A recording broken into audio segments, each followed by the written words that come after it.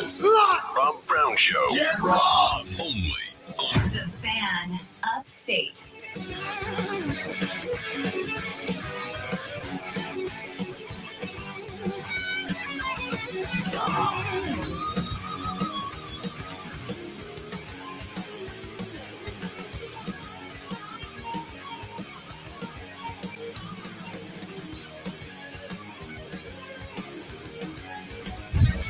Good morning, upstate South Carolina. How do you do? Welcome in. The Rob Brown Show's on your radio. This is the Fan Upstate. Howdy, y'all. How the hell's everybody? Y'all doing good? Y'all doing all right? Welcome in. Great to be with you. It is Wednesday. We are we're like halfway done with the week. It's a good day, man. It's a good day. We have got a ton of stuff to get to on the radio broadcast today, and we'll tell you what all of that is coming up here in just mere moments from now. Let us finish up the introductions before we do. My name is Rob Brown, which is convenient for the name of the show. Works out just fine for me on the other side of the metaphorical glass today, filling in all week for the great one. My guy, T2, Timmy Snow, the Timinator, is in the building. What's up, fella? Hello to all, and to all, a good morning. I like it. T2, I walked in the door today. I said, how you doing, buddy? He goes, I'm doing great. I'm feeling good today. Yeah. And you should be. And you should be. Yeah, man. It always starts with feeling good. You got to try to feel good in the morning. Solid 3 hours of sports talk greatness coming your way, starting right this very second. And I am not even going to hesitate to jump into the sports, ladies and gentlemen, because last night saw the World Baseball Classic Finals. Japan, who called themselves the Samurai, taking on the Americans in a trophy game. And Japan would come up on the right end of the stick, a 3-2 win in favor of the Japanese. It is their third World Baseball Classic title. And it came down, ladies and gentlemen, to a backyard baseball situation. Now, I believe that baseball is still probably the most beloved of the youth sports, right? I know soccer has done some work. I know if you drive through any community on a Saturday morning during good weather, you're going to see a ton of kids out there on the pitch playing a little football. But I think that for Americans, youth baseball still holds a little bit of our heart. I think it is the sport, especially for people of my age, it is the sport we got the most of when we were youths, when we were growing up. And last night, baseball put on a show. It was the sport at its absolute finest, ladies and gentlemen. When I was growing up, T2, we used to go down, a group of us, to the Shalimar Youth Baseball Fields. There was a Little League park. There were 3 fields, all the home plates set in a diamond. So there were, 4 fields, all facing out away from each other with a big concession stand in the middle. Okay. And you can find, even in the offseason, a group of us Shalimar Little Leaguers would make our way down to the field, and we would just play pickup baseball, right? Like we'd get done with school, or if it was Saturday morning, we'd all ride our bikes up there. Because this was the point in time where when you were a kid, you could just get on your bike and go. And the only rule was be home before the streetlights come on. I'm just thinking about the movie The Sandlot. Yep, that's exactly what it was. Exactly what it was. And especially when you were young, some of you guys may remember sitting there with the friends, coming up with imaginary baseball situations, right? So your boy would be out on the hill and you'd step into the box and both of you would be narrating your big league situation. Of course. Ken Griffey Jr. steps into the box. Bottom of the ninth, 2 outs, World Series Game 7. On the hill, John Smoltz, the wizard, counts full, 3-2. Nobody on, tied ball game. This, ladies and gentlemen, is for the World Series trophy. And then you would go through this imaginary situation, and in your head, there were 80,000 people there. And in your head, you were on TV around the world. And in your head, you were the greatest players ever. And we all ran through these imaginary situations. And that is why I think so many people my age specifically, I do not know if the next generation has the same connection that we do. Back in the day, you couldn't follow Ken Griffey Jr. on Twitter and see what he was doing all the time. You basically knew nothing about Griff or Smoltzy or any of your other baseball favorites aside from what they did on the baseball field. So, last night, I was sitting in the Bro Cave, and I had the World Baseball Classic on the 60-incher, right? And I got the phones out. Me and the baseball boys, Cody and Mario, Joey B, Chris K, me and all the guys I talk baseball with. Man, I had like 9 different text threads going about the WBC. And it was great. Trey Turner comes out in the second, swipes a dinger. The Americans go up 1-0.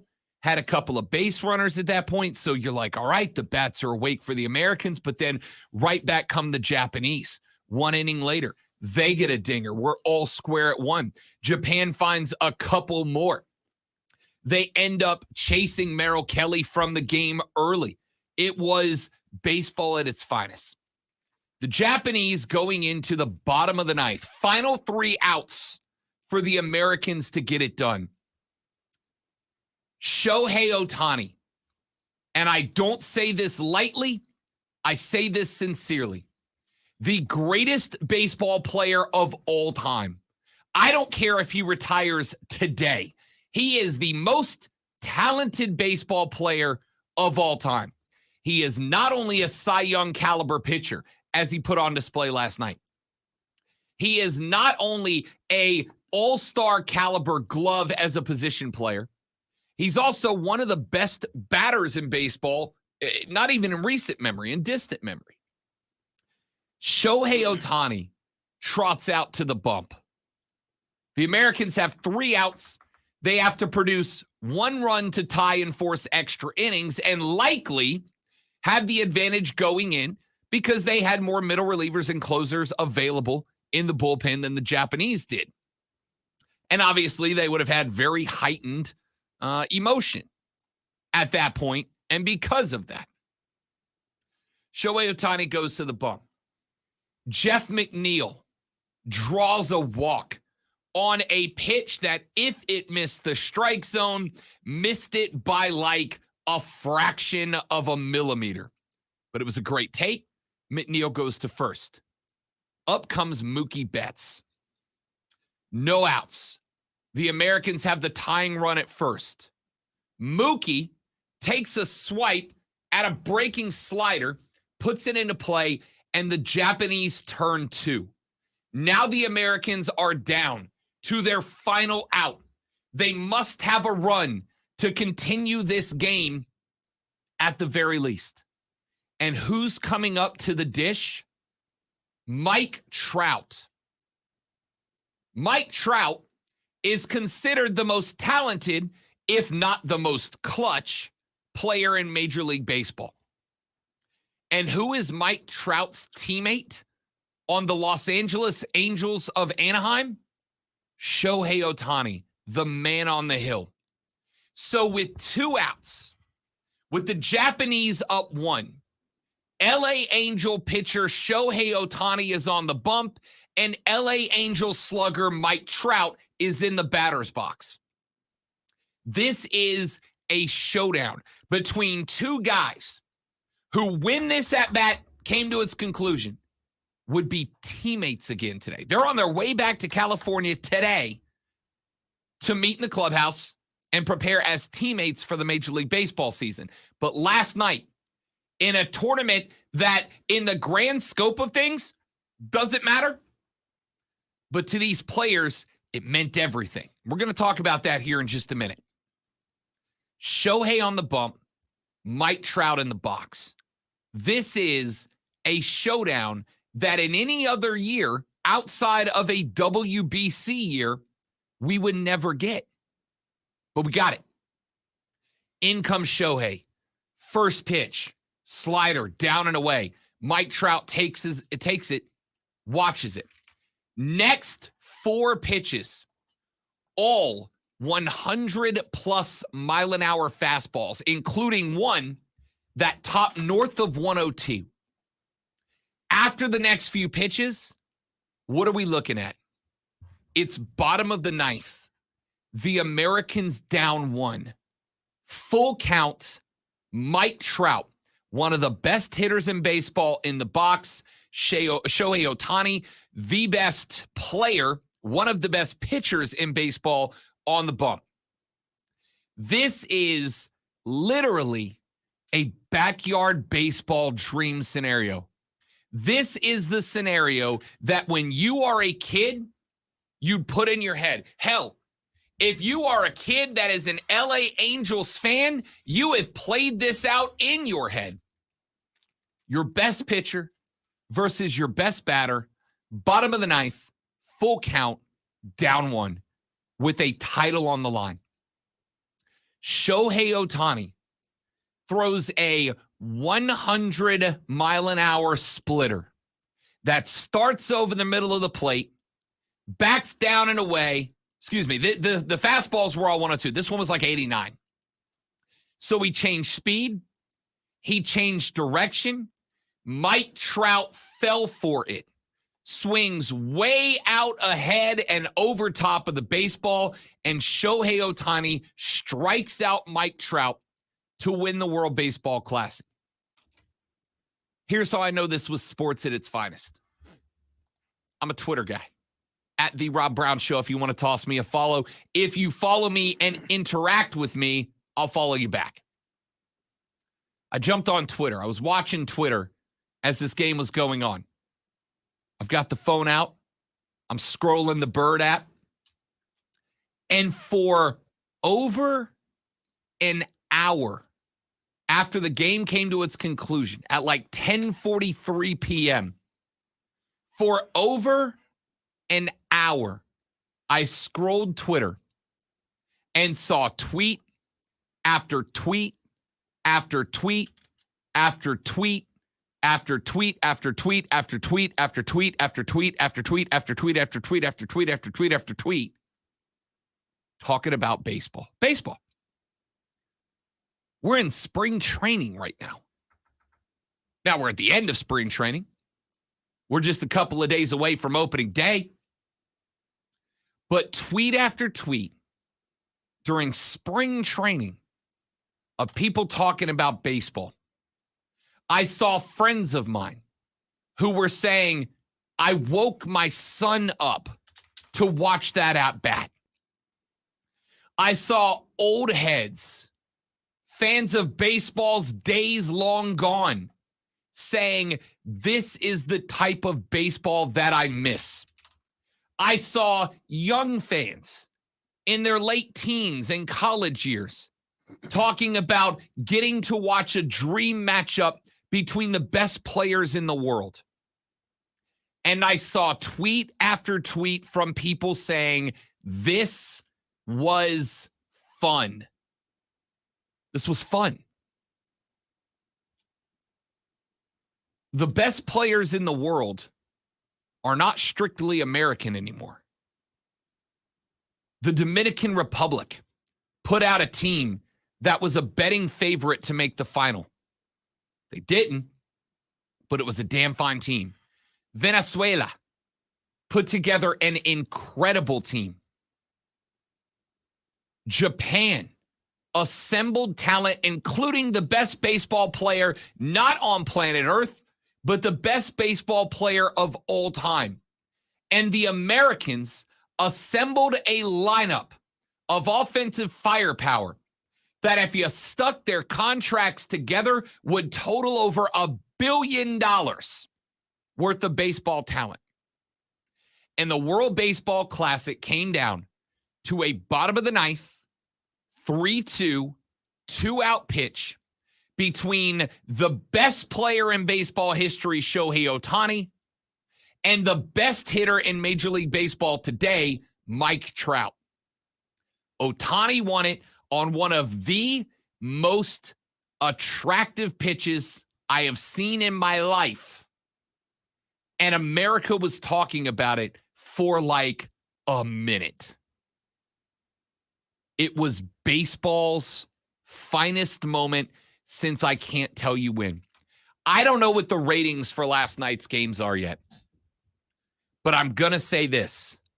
When they drop over the next few days, I am going to bet you that the ratings from last night's game were as good as any sporting event that was not a football championship of some caliber over the past few years. Why? Because baseball was sports best last night. It was fun. It was filled to the brim with talent.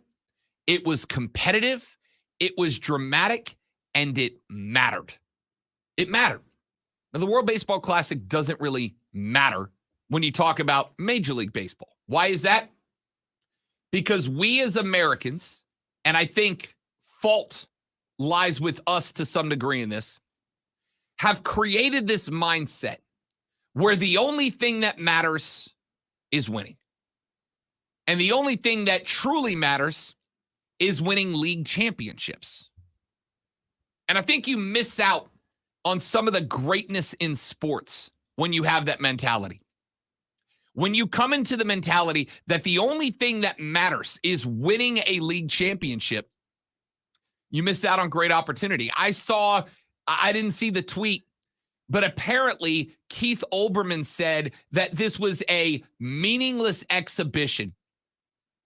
No, it was not, Keith Olbermann. No, it was not.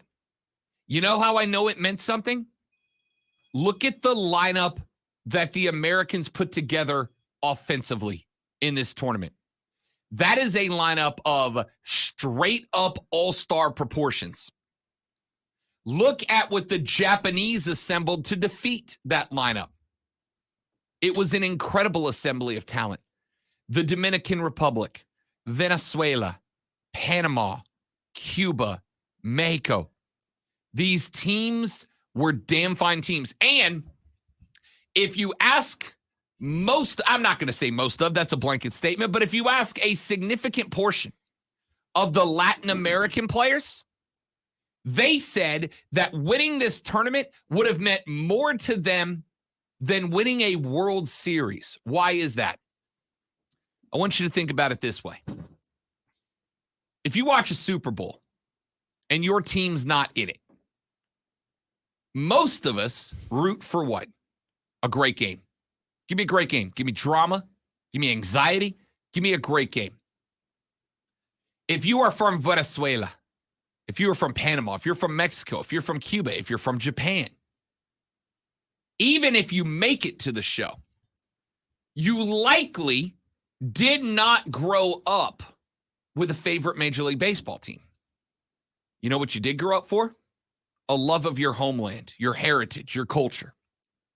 I said this on Twitter earlier today, and it served two purposes. When I was in high school, when the best players in the state at a particular sport came from my high school, I was proud as hell of that. But I loved watching sports of other high schools and watching great players play for them. I'm a college football fan. I get very proud if a Heisman Trophy candidate is playing for my school. I pimp that the hardest that I can. But if there's not one, I still enjoy watching Heisman Trophy candidates from other players make their statements. As an NFL fan, I love it when the Saints are in the playoffs and hunting a Super Bowl. However, when the Saints aren't in it, I still enjoy watching the best NFL football teams slug it out for trophies. And when the Olympics roll around, I feel a great sense of pride when somebody rocking the red, white, and blue brings a gold home to the United States. However, just because the guy who won the gold or the gal who won the gold wasn't an American doesn't mean I don't enjoy watching the best players in the world or the best athletes in the world or the best competitors in the world compete at their sport. Sports are better when everybody is the best they can be and they have passion for it. A lot of Venezuelans didn't grow up with a favorite Major League Baseball team. So even though Ronald Acuna is a big Braves guy, right? Do you think it didn't mean something if Venezuela would have brought home a WBC, beat the best teams in the world, assembled by the best baseball countries in the world? Look at the emotion last night from Shohei Ohtani when he struck out his own teammate to win a WBC for Japan. The glove got thrown. The hat got thrown. He was jumping up in the air like the cheerleader captain just said yes to a prom date. It mattered to them. And the World Baseball Classic was at its absolute freaking best last night, not just for baseball. The World Baseball Classic was the best thing sports has done in a minute. It was perfect. It was a wonderful tournament. It was exhilarating in pool play. It had drama in pool play. You got some absolute classics out of the elimination games. And the championship game came down to the dream fantasy setup of young baseball players. Rob Brown got transported back to the Shalimar Little League ball fields when him and Bradley Klinger and Drew Holt and Nick Thomas would go out there and create these fantasy matchups in our head in front of exactly 0 viewers. We got one of those fantasy matchups last night, and it was as wonderful as you could have hoped for it to be. If you did not like last night, if you did not watch last night, and you guys know that have listened to the show for any length of time, I don't make statements like this. It's against my MO, but I'm going to make it right now. If you did not watch last night, if you did not enjoy last night, if you were not floating off your chair at how great that event was last night, you're just not a baseball fan.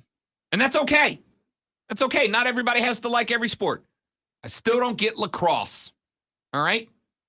But if you didn't love what last night turned into, you are just straight up and flat out not a baseball fan. Because it was perfect. Let's take a break. We'll come back here in just a minute. Got plenty more to talk about on the show. I am Rob Brown. He is T2, filling in for the great one. We are back after this on the Rob Brown Show and the Fan Upstate.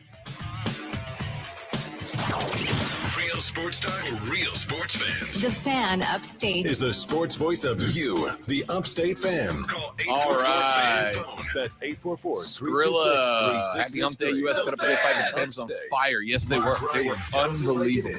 Coming up on a Hump Day episode of Offside. Luke said this stuff makes me like baseball again. Yeah, I got to tell you, man. Like, that remains, we will repick our Final Four. It's we will hard look at to the local magic like that is organic, that are generating right? some college Magic like that is organic. It's Plus, not we'll something have that Can We you Stop and just so much do. more, all on a Hump Day You have episode. to- Offsides with Mark Ryan. You can't force it. Number one for That real type of magic afternoon sports happens talk. Offsides with Mark Ryan. statistically at a remarkably improbable level. What were the there's 9 guys in the lineup for the Americans. What were the odds that the final showdown was Ohtani versus Trout? 2 Angels teamouts, 2 of the best players in the world. What were the odds it came down to that? I don't know, man. I don't know. It's incredible. Thursday becoming It was sunny, high of absolutely 78, incredible. and Friday mostly sunny, high of 82. Saturday chance for rain, high of 79, and Sunday sunny, high of 77. I'm meteorologist Jennifer Wojcicki on the Fan Upstate. Yeah, I saw that. Currently, As a matter of 58. fact, a buddy of mine, Jake Brown, was in that doc, and I am very much looking forward. Regional to action looking ramps forward up tomorrow for the Will you men's take Sweet the 16, and then computer, on the Friday wide for the orbit out of women. utility, please? Yes, sir. Thank Sorry. you, buddy. Thank Sorry, you guys very stream. much. That's all good.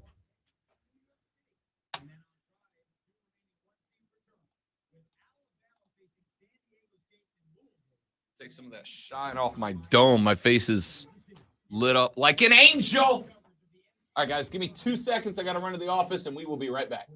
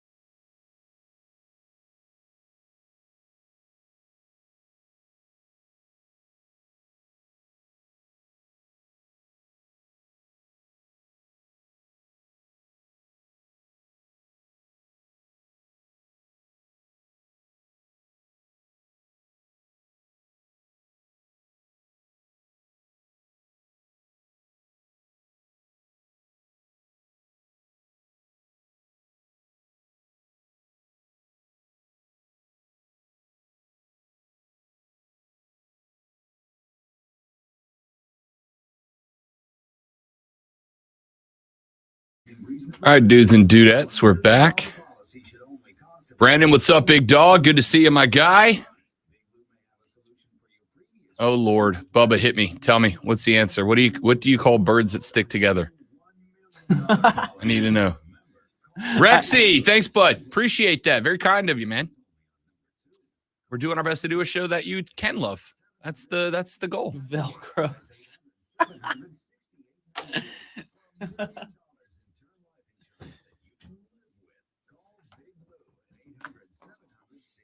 That's awesome.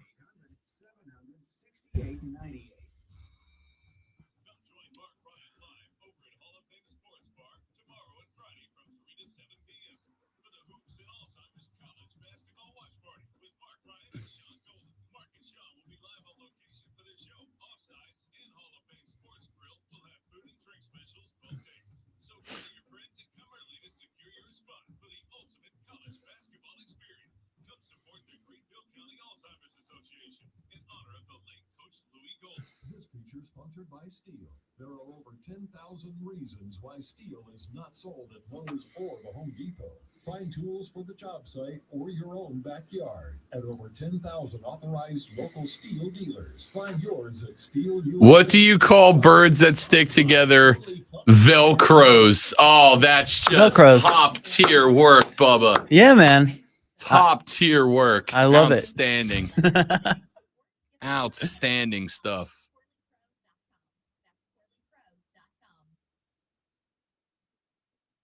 Always streaming wherever you are on the Odyssey app. Make the Fan Upstate a favorite. Made. Sorry. That's all good. We're coming back dry. Who cares? Who cares? We don't need no stinking music. Welcome back, ladies and gentlemen. The Rob Brown Show's on your radio. It is the Fan Upstate, Rob Brown and T2 with you. I'm actually curious about. I'm genuinely curious as to how many of y'all watched the WBC Classic final last night. The World Baseball Classic. Hey, you know what? That's a fair name because it was a classic. It was, as I've said a few times and will again, sports at its finest. And I would not be surprised if we get an even better showing coming up in 2026 when the next one rolls around, right? I am in love with this tournament. I'm in love with this event. When you look at the XFL, the USFL, when you look at growing different sports, one of the things I think that holds back some of these leagues, some of these sports from getting to a level of success they'd like to be at is that in order for us to be compelled by sports, you really got to have two things. You got to have the best talent and you've got to have drama. Why is March Madness one of America's favorite sporting events? It is because you have the widest available pool of talent. You got 68 teams that participate. And because you get Farley Dickinson over Purdue. You get Furman over Virginia. This is more than just the best players playing. It is intrinsically and inherently dramatic from the jump. The USFL, the XFL, do not have the most talented football players in the world. So they've got to lean on creating drama. It is why you see so many of, for instance, the USFL promos that, now they ran a campaign that they kind of tried to push specific plays from games, right? They tried to push an advertising campaign that had great USFL plays. But now if you watch the commercials coming out, they try to hype you on drama. I'm going to draw a professional wrestling comparison here. There have been 150 wrestling companies that have tried to compete with the WWE. And all but one of them have failed. Now, All Elite Wrestling probably is never going to get to WWE levels of success, but they're on their way. Why are they on their way? Because they have those two things. It used to be that once you reached the upper echelon of professional wrestling, the goal was get to the WWE. All Elite Wrestling had the financial backing to be able to sign some of the best talent in the world. Kenny Omega, Daniel Bryan, CM Punk, etc. But they also put together a creative team full of former wrestlers to write great stories, to create drama. And AEW is the only wrestling company in a very long time that was able to get a large-scale television contract to put their product out on the airwaves. They gave you those two things. Major League Baseball does not suffer from a lack of talent. What they suffer from is a lack of drama. I am not a dude who goes, 162 is too many games. I am not a guy who thinks there's too much baseball. But I am also a guy that watches baseball relentlessly. 162 games creates a situation where not every game feels special, compelling. In professional football, you have 17 games. And the difference from being a divisional winner with the home game to a wild card on the road in the opening weekend can often be one game. And the difference between making the playoffs at all and missing them and starting your offseason early can often be one game. Now, baseball is the same way. Divisions can come down to a single game. But when there's 162 of them, any given loss doesn't feel soul-crushing. It doesn't feel like if you lose a game, that game is going to be the game that makes or breaks you. In football, it does. If you look at the NBA, it's kind of right there in the middle, right? You look at an 80-plus game season, and every individual game feels important, but not as important as an NFL game. That drama gets ramped up at the very end of the season. Now, that is also why you see the ratings from professional baseball, although they're not where I'd love them to be. You see the ratings from professional baseball, from the National Basketball Association. You see them trend upwards when? The last week and a half of the season and into the playoffs, because that is when the drama is at its highest. The World Baseball Classic, because of its structure, has drama from the get. The Americans knew that they needed to win 3 games to get out of the pool. So did Mexico. And the Mexicans put an absolute beat down on the Americans in pool play. And now all of the sudden, that U.S. final game against Canada, even though it ended up being a blowout, was dramatic. Because the reigning, defending, undisputed WBC champions effectively took on Freddie Freeman in Canada in an elimination game. Win this or miss the knockout round. There was drama, and we watched it. The Americans versus Cuba was more than just a knockout game where it was lose or go home. The Americans versus Cuba was also drama because of off-the-field stuff. It was played in Miami. Miami is a community with a very large Cuban presence for obvious reasons, and a very large Cuban presence of Americans, of Cuban Americans, who love Cuba, but cannot live there because of the political climate in Cuba. They love their homeland, but they can't be there because of detrimental impact on their life based on that climate. So there was drama there. There was a story there. We all invested. Sports is at its best when you have the best talent and you have drama combined with each other. I don't know what the WBC could have done to be more dramatic than end on a full count, 2-out, 1-run game between the 2 best baseball nations on planet Earth, Japan and the United States of America, with Japan throwing their best player of all time against the Americans sending to the box one of their best hitters of all time in Mike Trout.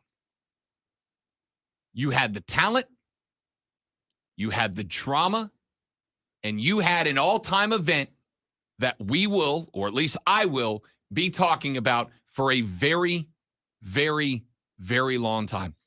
So, my question is, and you can text your answer to 71307, 71307. Start your text with the word fan, F-A-N, fan. Even if you did not watch a single game of the WBC outside of last night, did seeing the social media post, did seeing the cut-ins on ESPN or Fox Sports or whatever channel you were watching, talking about the drama of that game, did it get you to flip over if even for a single inning in the bottom of the 9th? That's my question for you. Let's take a break. We've got a lot more sports to get into on the radio broadcast. Opening up the next hour, I want to talk about an article I saw and some comments I've heard about Luke Doty, backup quarterback for South Carolina. And it's football related, but not. And I have a question for you about that. Plus, college sports fans are incredible. And I've got some audio for you that I want to play to see if it gives you goosebumps the way it gave me goosebumps. But coming up in the next segment, Jimmy Garoppolo is a Las Vegas Raider. We know why he signed there. Outstanding talent and a fat contract. But there's one more perk of the job that was offered to Jimmy G that I want to tell you about. And it is hilarious. We'll hit that when we come back on the Rob Brown Show in the Fan Upstate.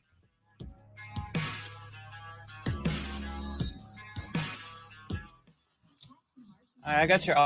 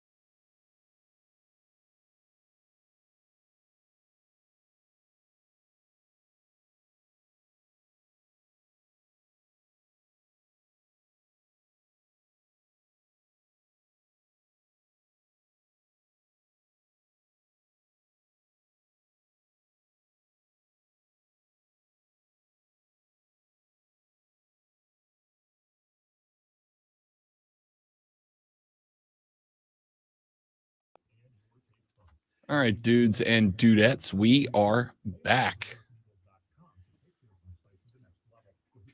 Oh,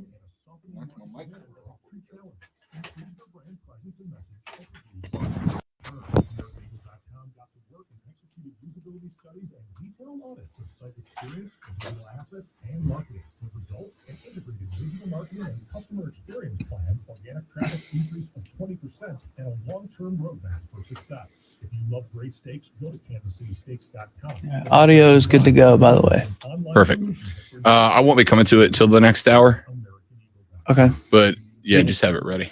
Even still, I got it. Perfect. Why have over 2 million people trusted their bath remodels to Bathfitter? When a normal day is anything but normal, we fit your schedule with our unique tub-over-tub process, install, and demolition. When high quality is the only quality that matters, we fit your standards. We've been remodeling baths for over 35 years, and every bath we install comes with a lifetime warranty. Get the bath you want in a day with quality that lasts a lifetime. Bathfitter, it just fits. Visit bathfitter.com to book your free consultation.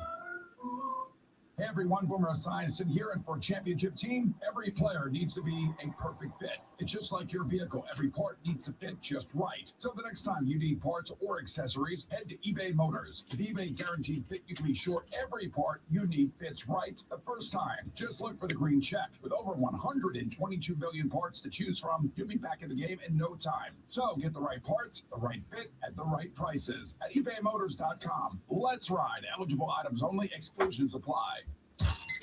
Give you the game on the Brown Show.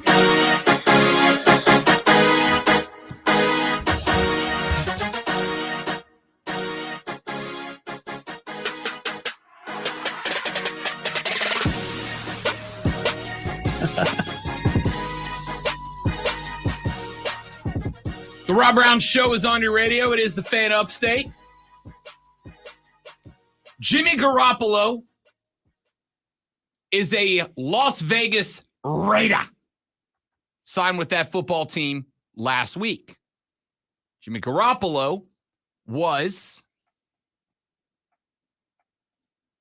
outside of Derek Carr, I'm going to say, the most sought-after free agent quarterback on the market this year. Jimmy Garoppolo has taken a team to a Super Bowl, and outside of some injuries, Jimmy Garoppolo has played relatively well as a starting quarterback, and the Raiders needed one after Derek Carr departed and became a New Orleans Saint.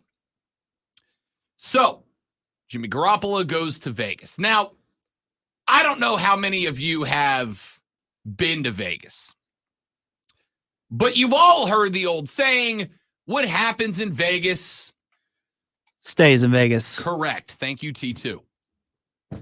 I've been to Vegas. I haven't been yet. It's an amazing place for you to go and effectively pretend you're somebody else. All right? It's fantastic. There's the gambling, there's the drinking, there's the pool parties. And should you elect, there's some extracurricular activities that you can engage in Las Vegas that you cannot engage in pretty much anywhere else in these great United States of America. Well said. Yeah. I was going to say there are some bedside activities, but what I should say is there are some bed-on activities that, should you elect, you can participate in. Jimmy Garoppolo accepted the contract with the Raiders. But that is not the only offer that Jimmy Garoppolo has received now that he is in Vegas. Outside of Las Vegas is a little place called the Chicken Ranch. Now, there are no actual chickens at the Chicken Ranch. The Chicken Ranch is very famous for something else. Jimmy Garoppolo received an offer from the Chicken Ranch management. Two young ladies named Caitlin Bell and Alice Little run and work at the Chicken Ranch. The Chicken Ranch is a brothel. It is where you can go and give money to what in the past has been labeled as a lady of the night in order to engage in we'll call it adult recreation. The two young ladies are very excited about the very handsome new quarterback of their team. And I know he's handsome because the women in my life have no problem telling me so. Well, he's handsome enough that Caitlin Bell and Alice Little have made a special offer to Jimmy Garoppolo. The 31-year quarterback, should he choose to accept the special offer of Caitlin Bell and Alice Little, can receive free sex for life at the Chicken Ranch brothel just outside of Las Vegas. Now, I think a lot of us would probably look and go, that's very kind of you, but I'm good, thank you. Jimmy G, on the other hand, lives his life in the fast lane. Not terribly long ago, Jimmy Garoppolo was spotted by TMZ on a date with a young woman by the name of Kiara Mia. Now, if you know the name of Kiara Mia, that's totally fine. You're an adult. Enjoy your entertainment in whichever form it comes. However, if you are married and know the name Kiara Mia, you may not want to bring that up to your significant other. Why? Because Kiara Mia is an adult film actress. And Jimmy G was spotted in the early stages of a relationship with Kiara Mia, the adult film actress. Here's the thing. After the Chicken Ranch put out an offer for Jimmy G to have full and free adult recreation time for life, Sherry's Ranch in Paw Rump, Nevada, penned a letter to the quarterback as well, offering Jimmy G, and I quote, a celebratory weekend blowout with you and a few of your new Raiders teammates to take advantage of the resort's themed hotel suites, bar and restaurant, swimming pool, and jacuzzi. All expenses paid, of course. Sherry's invites you into the VIP bungalows with your choice of on-site courtesans, as well as a special playland with themed rooms to make you feel right at home. Again, I don't know if Jimmy Garoppolo is going to accept the invitation of either the Chicken Ranch or Sherry's. And frankly, I don't care. Jimmy Garoppolo is a 31-year-old single man. If that's the life you want to live, go on, my dog. Get yours. Have a great time. You're young. You're rich. You're exceptionally handsome. Live your life, man. Live your life, dog. You get no judgment from me. However, I've got to ask the question. For young 20, 21, 22, 23, 24-year-old rich, handsome football players, did Las Vegas just put together one of the greatest free agent recruiting tactics of all time?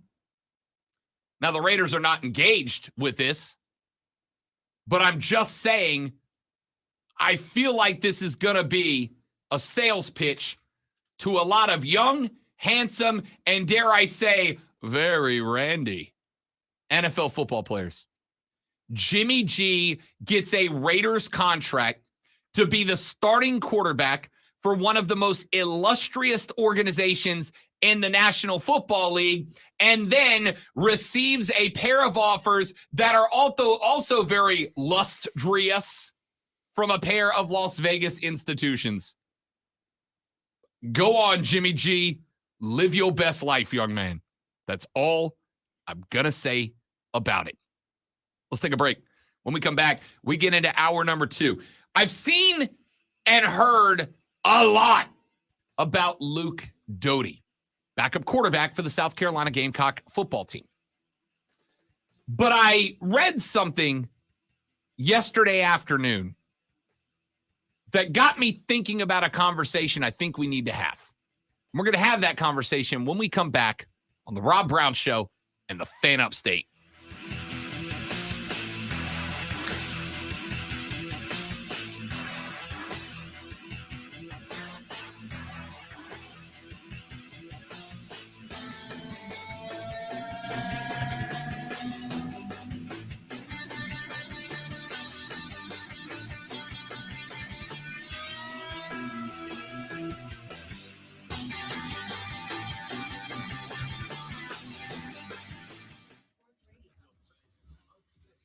I think that's right. 30. So that would be 55, 56, 57, 58. I think I'm a minute short. Yeah. Are you another minute spot in there? Yes, sir. I was thinking out loud. Finding great candidates to hire can be like, well, trying to find a needle in a haystack. Sure, you can post your job to some job board, but then all you can do is I found thinking out loud helps. Which is why you should try ZipRecruiter for free at ZipRecruiter.com/free. Especially when you have like a lot of things to do. Dude, I talk to myself out loud. Yeah. Identifies people with the right experience and actually invites them to apply to your job. You get qualified candidates fast. So while other companies might deliver a lot of hay, ZipRecruiter finds you what you're looking for. You're in the haystack. 4 out of 5 employers who post a job on ZipRecruiter to the site within the first day. ZipRecruiter, the smartest way to hire. And right now, you can try ZipRecruiter for free. That's right, free. Just go to this exclusive web address, ZipRecruiter.com/free. That's ZipRecruiter.com/free. ZipRecruiter.com. Scientists recently managed to weigh a rainbow. Turns out it was pretty light. Bubba showed up with a catalog of dad jokes today. Yeah, and dude. I am beyond here for it. Beyond here for it. Luke, the answer to that is, yeah, as a matter of fact, I used to do a thing where before every show, I literally emailed to those who were on my email list, which I need to make one. I used to email to people on my email list my show rundown before the show started, right? Now, I have no problem doing that so that everybody knows what I'm going to talk about before I talk about it. The problem that I have is this. Unlike other hosts, and this is not a like, oh, my way's better, because I don't think there's one way that's better than another. But the way that I run my show is very fluid, right? It's a very, very fluid way of running the show. So I come in here every day with a notebook that's got all my topics and everything written on it. That's half true. In fact, I'll show you what I look at. I have every day, I build up every day a show prep sheet. It looks like it's kind of like this. It's a little disorganized this week because I didn't get a way to structure it Sunday, or I didn't get time to structure it before the week started Sunday. But it has all my show prep rundown on it right now. So all the different links down here are things that are not necessarily like super sportsy topics. They're off topics. I have up here links to both all of the stories that I'm going to cover, as well as the websites that are resources that I use to build those stories, right? And the way the reason I don't necessarily have them listed segment by segment is because I don't do the show segment by segment. So like ordinarily, I'll have the first couple of segments laid out. Here are the things I'm opening with. But then after that, the show is dictated by a lot of different things. It is dictated by y'all's reaction to what I'm talking about, right? Like if I hit a story that generates a lot of text and calls, we're going to stick with that story for another segment. If I hit a topic that I truly feel I've got a really good point that's off the traditional radar, I'm gonna stick with that. So there's a lot of different factors that go into what it is that I'm going to talk about next or not talk about, or what's going to get held over from one day to the next. Or hell, there have been times I've had a topic on the sheet that I've started going into, and I get up to segment time and I spend the break before it thinking about that topic, and I go, you know what? It's not as good of a topic as I thought. Or, you know what? I've got the same opinion as everybody else, so it's not gonna matter. Or, you know what? I haven't put enough time into thinking about this topic. I haven't spent enough time working my thought process, working to the point that I think I want to make here. Let me hold off onto that the next day.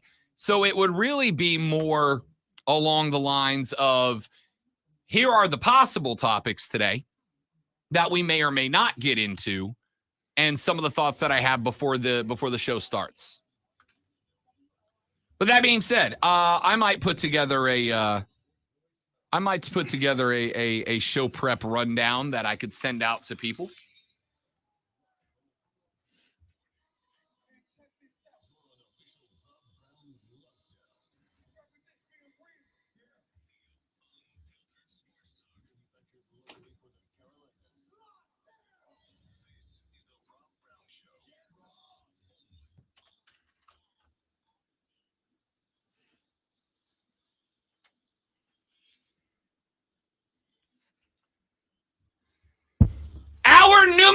Dose of the Rob Brown Show starts right now. Welcome back, ladies and gentlemen.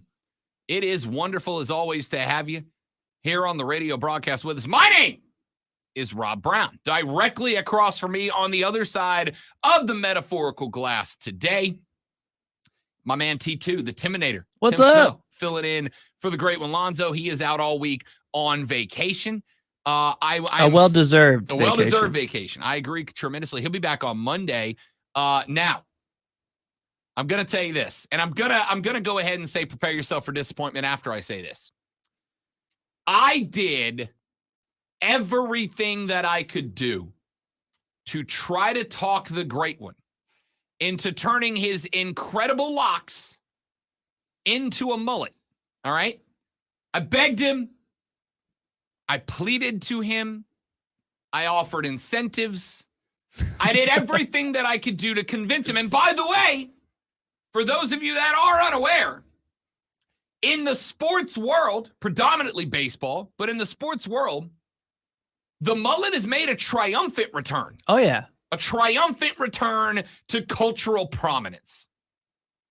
Last week, over the last 2 weeks, I have worked as an on-the-field MC 4 college baseball games.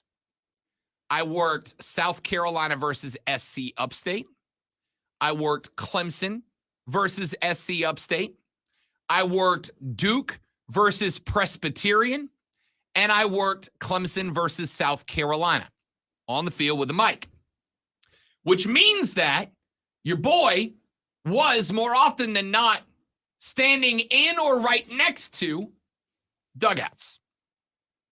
And as I looked at these college baseball players, reminding myself that all of them were born after the year 2000, punch me in the face.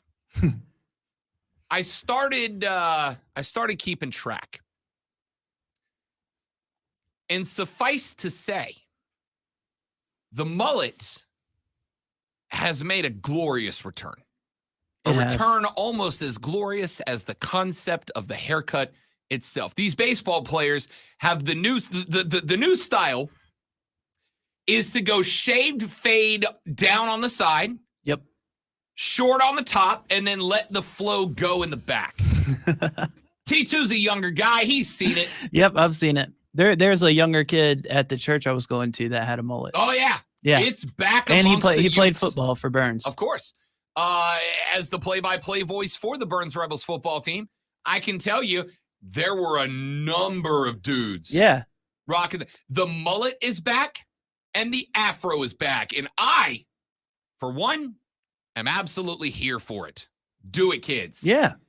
So utilizing that from the same guy, by the way, who is going to, or at least said he was going to, though I'm running out of time and belief this is the case.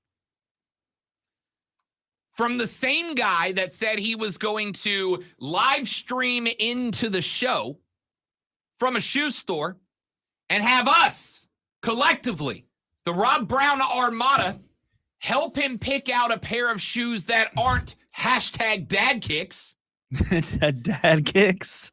Lonzo is looking for ways to continue to connect with his inner hipness, his inner cool guy.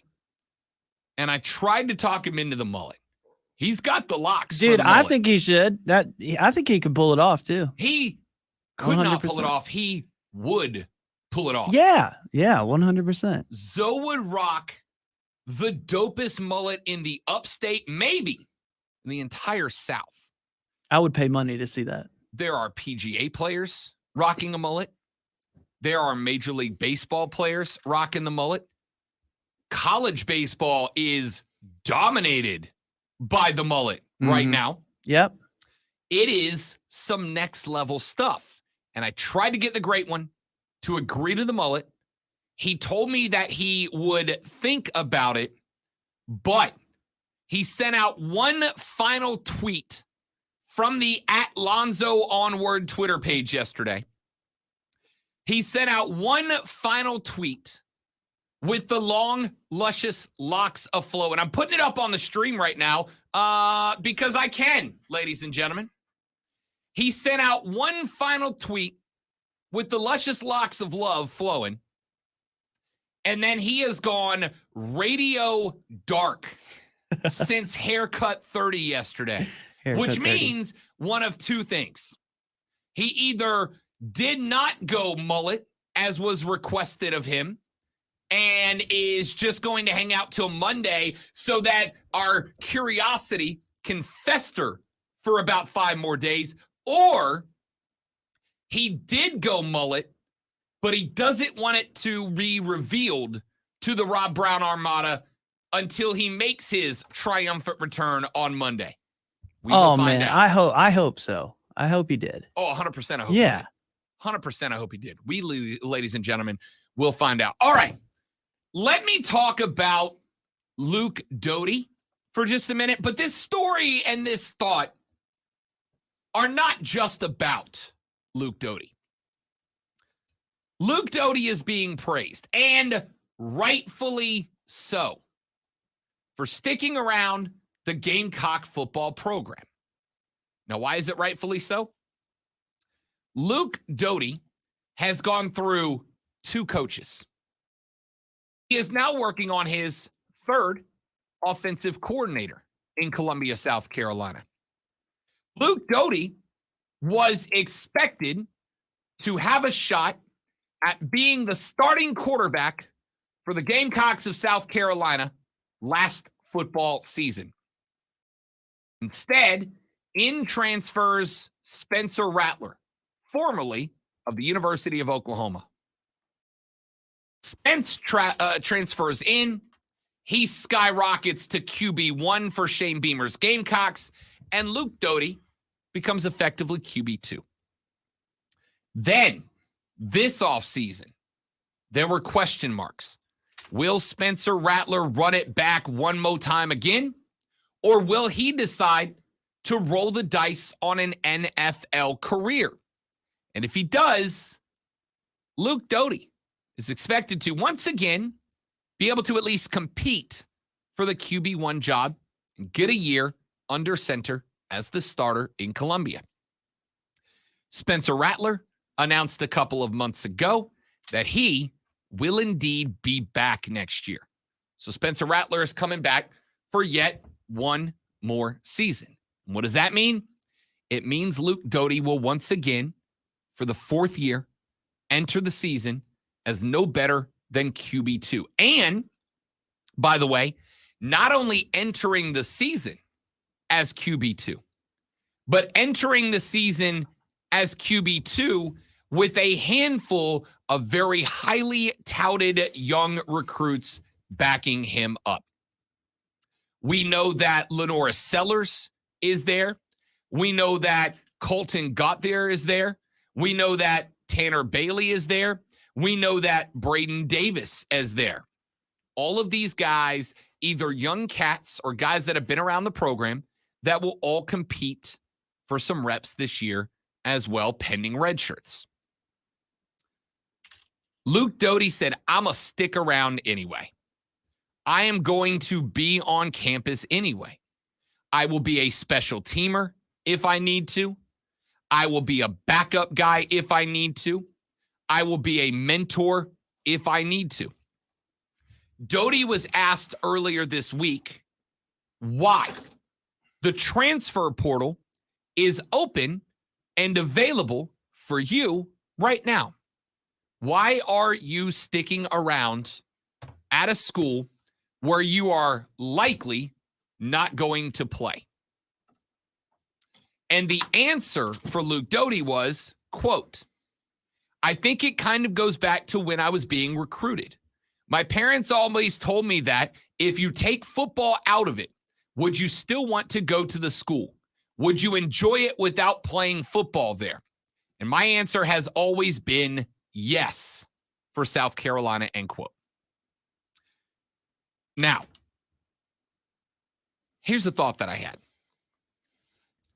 What Luke Doty is saying what Luke Doty is doing is absolutely, entirely, and completely commendable. 100%. I have an immense level of respect for Luke Doty. He made a commitment to South Carolina, and despite the fact that it is going to cost him the opportunity, more than likely, to get on the field and be the face of the program, Luke Doty has decided to stick around and honor that commitment. Immense respect to Luke Doty. But there was one phrase that I heard to describe Luke Doty that kind of got my goat the other day, if you don't mind a terrible expression. I heard or saw or read, I don't remember, on Monday, after this article dropped on Yahoo Sports, somebody responded to it with, Luke Doty is doing it the right way.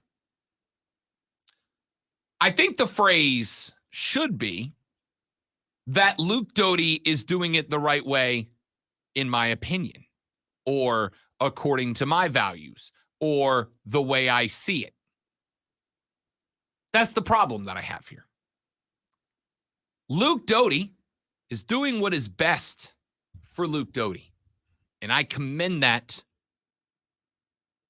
about as hard as I can commend anything, right? In Luke's opinion, he made a commitment to the team. He's owning that commitment to the team.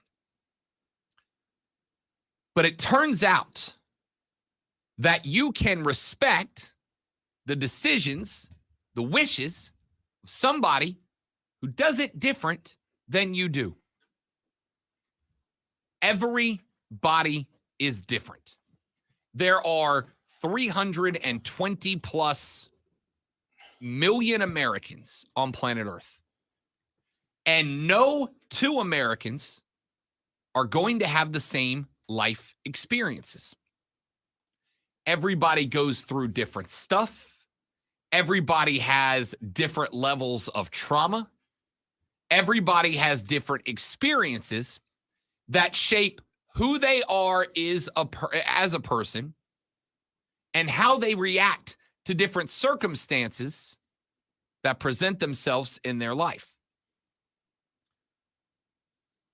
Luke Doty had experiences that led him to a situation where he felt like sticking around on campus in Columbia is the right decision. And that is fantastic. I commend him. I applaud him for doing what he thinks is best for himself and his family. But we should not use Luke Doty as a foundation for dumping on quarterbacks or any other football player or athlete, frankly, who decides that what is best for them is to try something new, is to go somewhere else that offers a different perspective, that offers a different opportunity, that offers a different chance. Staying in South Carolina is what is best for Luke Doty in the eyes of Luke Doty. And I'm sure he believes that, and I'm sure it's correct. And again, round of applause for Luke. But Luke Doty is not, for instance, Spencer Rattler. Spencer Rattler was at the University of Oklahoma. Spencer Rattler had a very solid freshman year. His sophomore year didn't go great. He started a handful of games. He got pulled and replaced by Caleb Williams, who turns out is also pretty good at football. And when that happened, and Spencer Rattler lost his opportunity, Spencer Rattler got a phone call. He got a phone call from the University of South Carolina that said, here is the opportunity that we can offer you. Here is the opportunity that we can give to you. The opportunity is you will be a starting quarterback. The opportunity is you will play within the Southeastern Conference. The opportunity is you will play within Shane Beamer's offense. The opportunity is you will play for a coach that you already have a positive relationship with. And the opportunity is you will play in a place that the expectations are not be a game changer, be a world breaker. I mean, yeah, game changer, but at a different level, right? There's no Heisman expectations at Oklahoma that if you fail to meet, the weight of the fan base comes down on you. There's no national championship aspirations yet at South Carolina that if you fail to meet, the weight of the fan base will come crushing down on you. Spencer Rattler looked at his situation in Oklahoma and said, this ain't right for me. It ain't best for me. It is not going to help me succeed. Luke Doty looked at his situation at South Carolina and said the opposite. This is what is best for me. This is what is going to give me the best opportunity. I suspect, based on his commitment to the Gamecocks, that when Luke Doty hangs up the spikes for the last time, Luke Doty's going to be a Columbia legend for a while, right? No, he didn't necessarily orchestrate a Heisman campaign or bring the Gamecocks to the promised land. But what he did do was present a level of passion and dedication and commitment that South Carolina Gamecock fans are going to look at and go, that matches me. He has the passion for this school that I have. He has the commitment to this program that I have. And I want to celebrate that. Spencer, on the other hand, had a passion and commitment to what? Success. He is an NFL caliber prospect. Maybe. He's got some work to do, I think. But maybe. And he realized he likely wasn't going to get the opportunity to capitalize on that at the University of Oklahoma. So he moved to somewhere that he would. And I would ask the question, Gamecock fans, after you beat a top 5 team in Tennessee, dog walked them, after you went and beat the Clemson Tigers in their house 31-30, would you not say that at least to some degree, Spencer Rattler capitalized on an opportunity and made his life better? I was brought up being told that the best thing about this country was that with hard work, dedication, drive, commitment, passion, the opportunities were there to make yourself be whatever you wanted to be. With hard work, dedication, drive, and passion, you could become whatever you wanted. So the reason I'm sitting here today, I could have given up on this career 6 or 7 or 8 or 10 or 12 times over the past 15 years.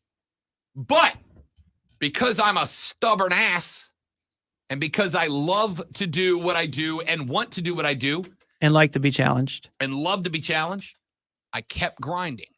And here I am in the best place I've ever lived, on the best radio station I've ever worked for, surrounded by the best team I've ever worked with, living a dream.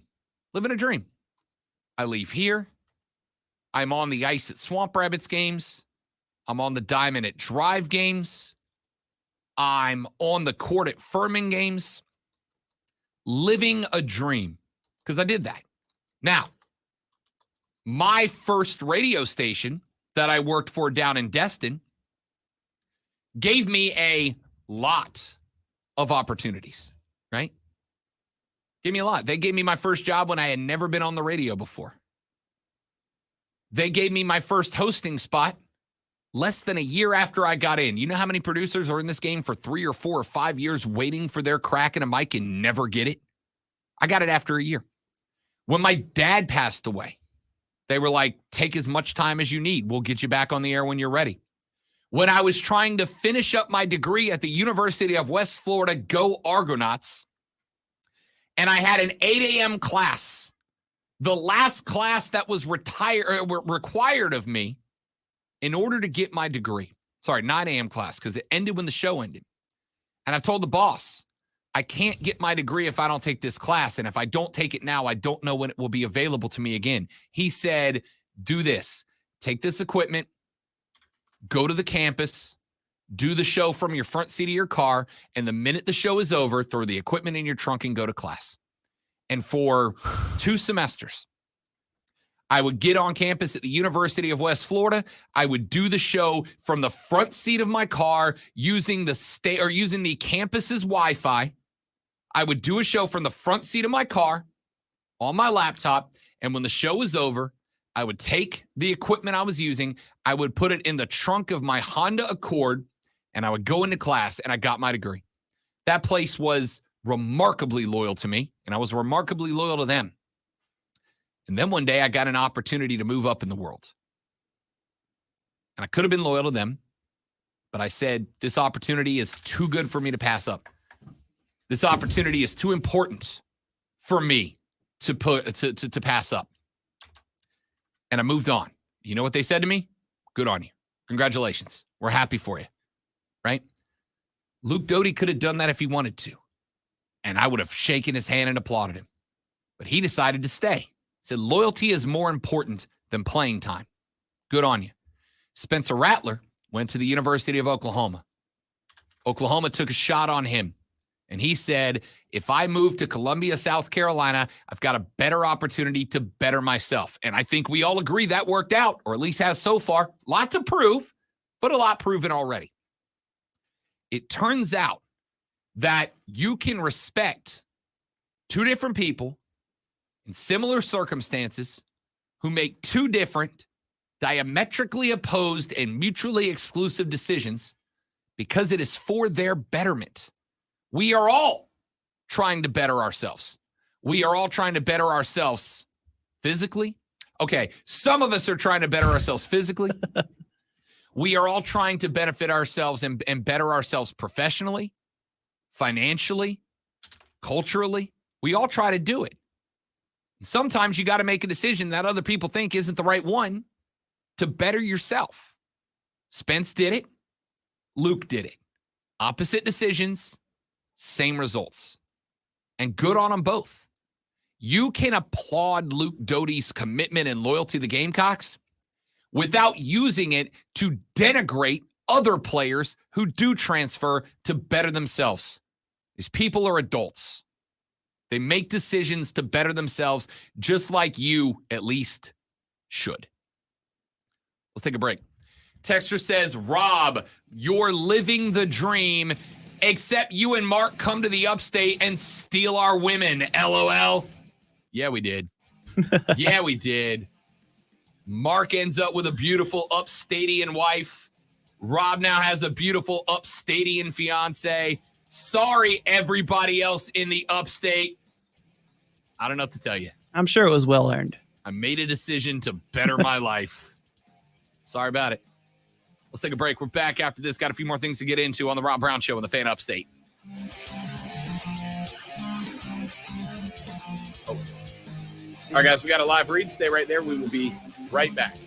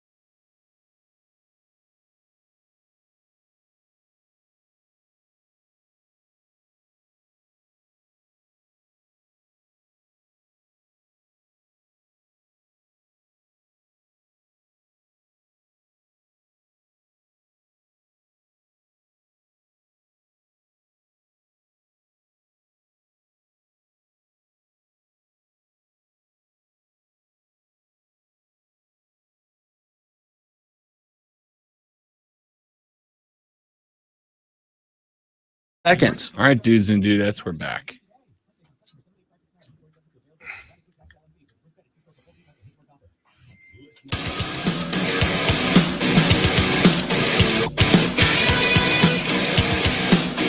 The Rob Brown Show continues, ladies and gentlemen. Rob Brown, T2 filling in for the great one. Lonzo will be back on Monday. Ohio State's Pro Day is coming up.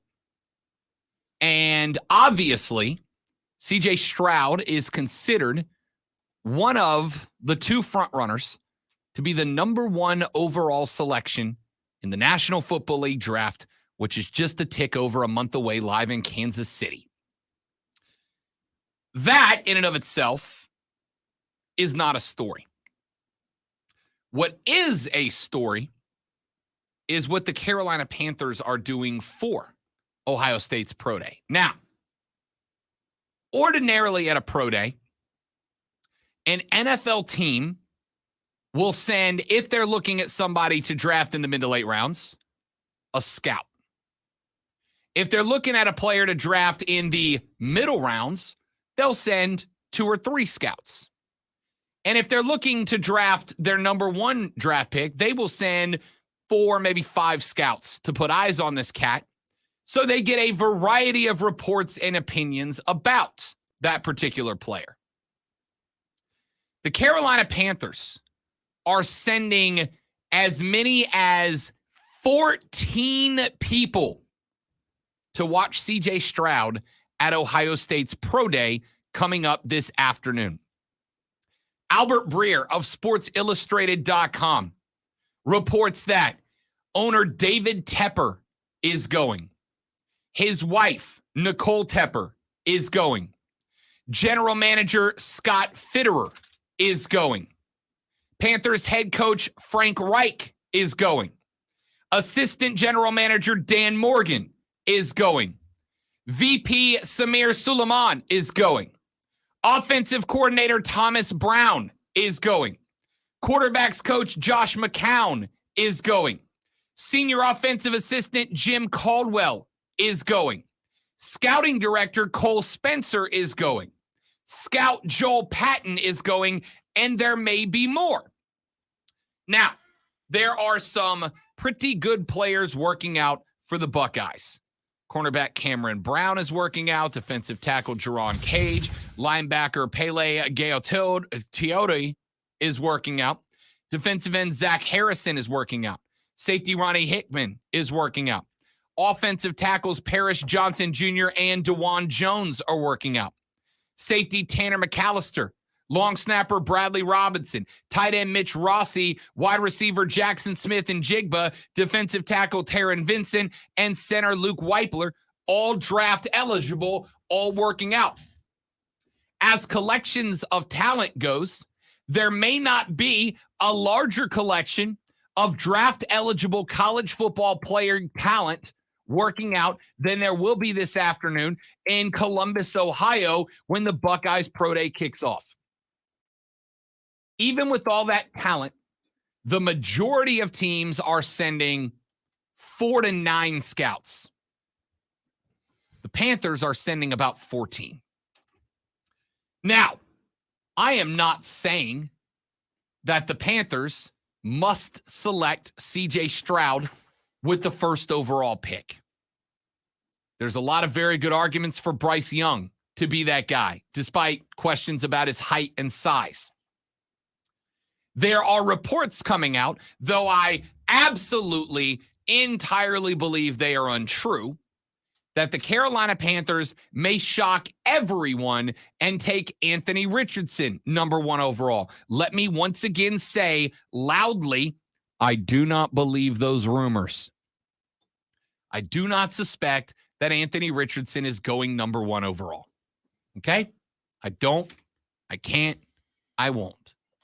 In my mock that I put together yesterday, and I will bring to the air either tomorrow or Friday, my first on-air mock draft, I have got Anthony Richardson going to the Atlanta Falcons. I think there's a shuffle.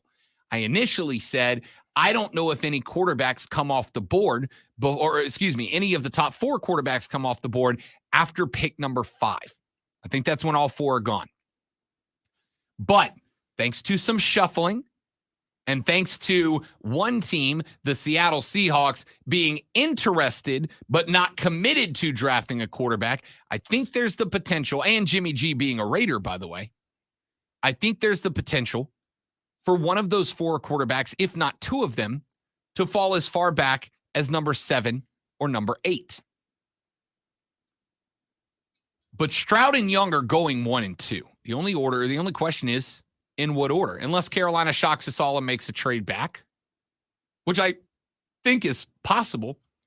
And in 1 or 2 universes, I think is actually a good decision. But we can come back to that later. I don't know if this is the Cats tipping their hand.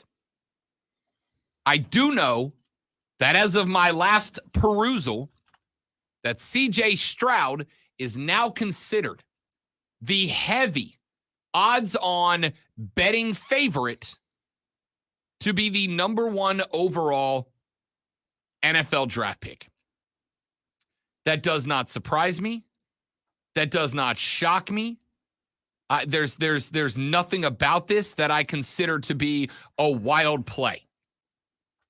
C.J. Stroud has a similar amount of talent to Bryce Young. I think that Bryce Young might be slightly more skillful in his delivery of the football. A fact that I think was covered up by the fact that Ohio State had probably the best collection of offensive skill players in college football this past year. But I think C.J. Stroud comes with a few other things. Certainly a height advantage. Definitely an advantage in terms of body stature, size, thickness, sturdiness, if you will. And I think, frankly, he's probably a little bit better with the legs, which in today's NFL is a very good thing. The Panthers sending this many guys to watch C.J. Stroud and the rest of his Buckeyes work out does not tell me for a fact that C.J. Stroud's going to be the number 1 overall draft pick, but I got a heavy lean. About a week ago, C.J. Stroud was sitting at about a minus 110 and Bryce Young about a plus 125 in Vegas to be the number 1 overall draft pick in a month and some change from now. After the announcement that the Panthers were sending not just that many people, but effectively everyone in the building who has any authority on draft day, the owner, his wife, the GM, the head coach, the quarterback's coach, the OC assistant, the senior offensive, what's the word? Quality control agent, whatever they're calling Jim Caldwell, the chief of scouting, and their number 1 scout. The fact that they're sending all of these guys to Columbus, Ohio to watch C.J. Stroud works out, Vegas now has C.J. Stroud at minus 155 to be the number 1 overall draft pick. Bryce Young has fallen to plus 160. Now, another very interesting number. Will Levis is plus 2,500 in Vegas to be the number 1 overall pick. Anthony Richardson, a few weeks ago, was sitting at about plus 1,250, plus 1,300. Anthony Richardson is now plus 375 to be the number 1 overall draft pick. Now, that's a very interesting number. Again, I think the reports that Carolina may shock everybody and go Anthony Richardson number 1 out of the gate, I think it's a smokescreen. Carolina's still got some reasons to hide who their number 1 overall selection will actually be. And we'll talk about those coming up later on in the week. But the fact that Anthony Richardson is now plus 375 and not plus 1,000 or plus 1,100 or plus 1,050, somewhere in that range. Says that Vegas, to at least some degree, believes there is a chance, albeit slight, that the Panthers shock everybody and move with AR. Again, I don't think that's the case, but we'll find out. CJ Stroud, minus 155 in Vegas. Bryce Young, plus 160. I think you know the direction we're going in here. And let me just say, unequivocally, CJ Stroud is the correct pick at number 1 overall. Lonzo has won, ladies and gentlemen. He has been pushing for weeks and weeks that the only move for the Panthers was to send whatever Chicago wanted to move to number 1 and take CJ Stroud. Lonzo won. Scott Fitter, GM of the Panthers, obviously big fan of this show. I'm assuming listens every day because he heard Lonzo say that and said, that's a great idea, I'm following it up. The Cats are taking CJ Stroud, and it is the right move. Bryce Young may have slightly more arm talent. CJ Stroud may have had slightly better talent surrounding him. That kind of boosted him up just a little bit. But it's not an enormous gap. It's not a huge drop-off in arm talent from Young to Stroud. And the difference between Stroud and Young in arm talent is more than made up for in the difference between Stroud and Young and their ability to run the football. The NFC South is not good, all right? Now, it got better with the addition of Derek Carr. It's going to get better with the addition of CJ Stroud. It's not good, but it's about to get better. One of the places the NFC South is good, specifically New Orleans and Tampa Bay, is across the defensive lines. That's where if a team out of the South was to make a deep playoff run next year, it will be likely carried by defenses, which means that quarterbacks in the NFC South are going to have some mobility. Tampa didn't just sign Baker Mayfield because he was cheap. Tampa signed Baker Mayfield because while there are questions and fair ones about his accuracy, though I do blame Matt Rule as I blame Matt Rule for everything, world hunger is Matt Rule's fault somehow. Baker Mayfield's got mobility. Tampa knows they're going to need that. Carolina's front four is very good. New Orleans' front four is very good. They know they're going to need some mobility out of Baker, and they, frankly, have got it. CJ Stroud gives you that with slightly less arm talent than Bryce Young. And that's why he's the right move. And the fact that the Panthers are sending not just as many as 14 members of their organization to Columbus, but sending the top 14 guys in Charlotte.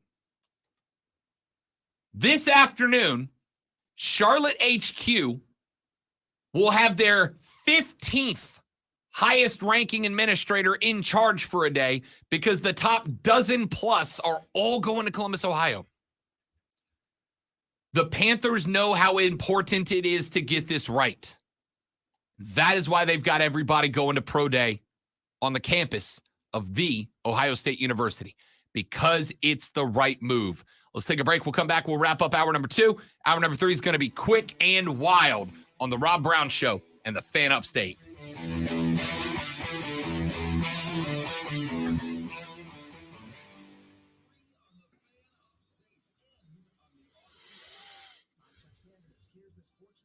Hey, have you ever used Tumblr? not used it, but I know what it is. What's it for? Tumblr used to be a micro-blogging site. That's what it says. Yeah, so it used to be that they didn't call them blogs, they called them notes. And so you could put up pictures or audio or text or whatever, tell stories. And it wasn't meant to do like full wholesale blog posts, but you could do longer than tweets. But it was also open. So you could go to anybody's Tumblr and comment it. And Tumblr used to be, you could post anything. You could post porn. You could post whatever you wanted. Vulgar stuff, gross stuff, violent. You could post whatever you wanted. And then a couple of years ago, Tumblr got bought by Facebook. And Instagram. And they did away with all that, right? So now it's basically they have similar public guidelines. They Facebooked it. Right. To Facebook and Twitter. So it's still somewhat popular, but not like Tumblr used to be what Twitter is now. Everybody of a certain age or younger was on Tumblr because it was just constant, quick, short interactions, which most people prefer. Okay.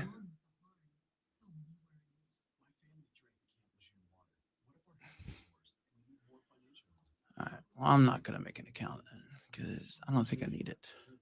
At least not right now. Call James Harris Law, the experienced, trusted law firm that can get you significant compensation while protecting all your VA benefits. We're already fighting for hundreds of Marines, families, and civilians who drank Camp Lejeune water. But if you miss the deadline, I'm going to go to that audio next. All right. We may not have time. If we have time, I'm going to go to that audio next. How's that? Okay. Yeah, I have it ready. It's in 3, 2, 1 right now. So you said you need 3 first, right? Yep. All right.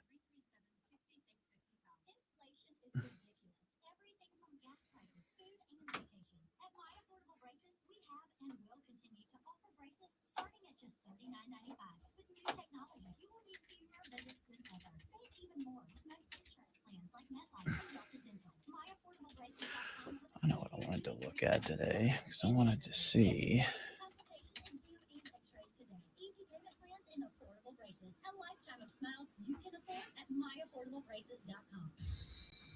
Come join Mark Ryan live over at Hall of Fame Sports Bar tomorrow and Friday from 3 to 7 p.m. for the Hoops and Alzheimer's College Basketball Watch Party with Mark Ryan and Sean Golden. Mark and Sean will be live on location for the show. Offsides and Hall of Fame Sports Grill will have food and drink specials both days. So gather your friends and come early to secure your spot for the ultimate college basketball experience. Come support the Greenville County Alzheimer's Association in honor of the late Coach Louis Golden. I switched to Boost Mobile and got a free Samsung Galaxy A23 5G phone. Want to know the best part? It was free? Nope. The fact that it's on America's largest 5G network? Nope. It's the ding. Oh, yeah. Love the ding. Right? It's all about the ding. It's the dingarooski. The dingarone. Ring ding ding. Unleash your power to save with Boost. Get a free Samsung Galaxy A23 5G phone when you switch. Boost Mobile. Unleash your power. And the ding. Limited time offer. New customers only. Available on select networks. 5G not available everywhere. One device per line. Tax excluded. Additional restrictions apply. See your local Boost Mobile store for details. Remember when you were told bigger is better? Well, that's just simply not the case. Do you want a big bill? No. A big burden? No. What about a big bulky tank water heater taking up space in your basement? No, I didn't think so. What you do want is to make all of those things smaller. Navy and tankless water heaters are more efficient and take up less space than outdated bulky tanks.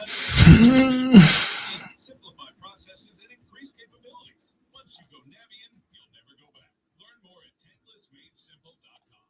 Finding great candidates to hire can be like, well, trying to find a needle in a haystack, but not with ZipRecruiter. Its powerful technology actively finds and invites qualified candidates to apply to your job. So while other companies might deliver a lot of hay, ZipRecruiter finds you the needle in the haystack. See why 4 out of 5 employers who post a job on ZipRecruiter get a quality candidate within the first day.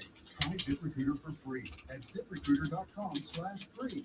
That's ZipRecruiter.com/free. All right. 30 seconds. None of y'all told me that Auto Trader.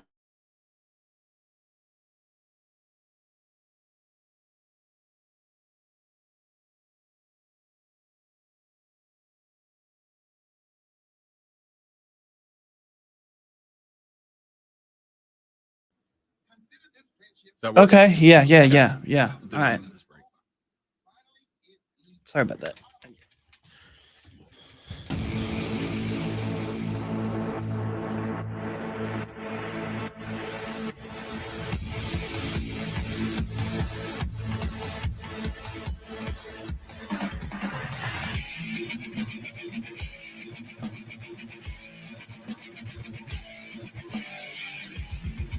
Final segment of the Rob Brown Show right here on the Fan Upstate. College sports fans are just the best, man. They just are. Listen, you guys know me. I'm a pro sports guy, right? I'm an NFL guy. I'm an NBA guy. I love pro sports. I think the athletic competitions where you have the solo best players in the world are just better. But college fandom is where it's at. The Virginia Tech Hokies were hosting a Sweet 16 matchup in the Women's National Championship tournament. But these games, despite being hosted by schools within the Sweet 16, like Virginia Tech, they are considered neutral site games. And they get treated as neutral site games. So while it's in Virginia Tech's gym, Virginia Tech can't treat it like a home game. Starter introductions have to be the same for both teams.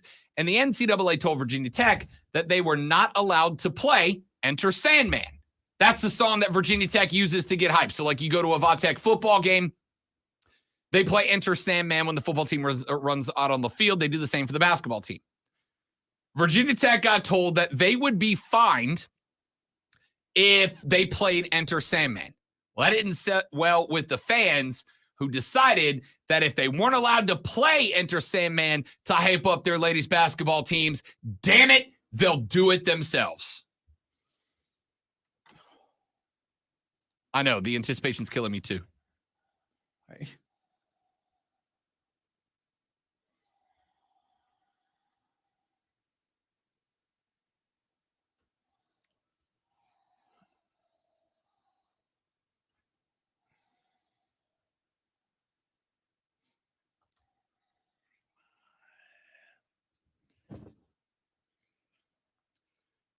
Abso-damn-lutely fantastic. The crowd, as an entire arena, erupts into a vocal a cappella rendition of Enter Sandman to get the Lady Shooty Hoops team hype for their Sweet 16 matchup. In bleeping credible. That's amazing.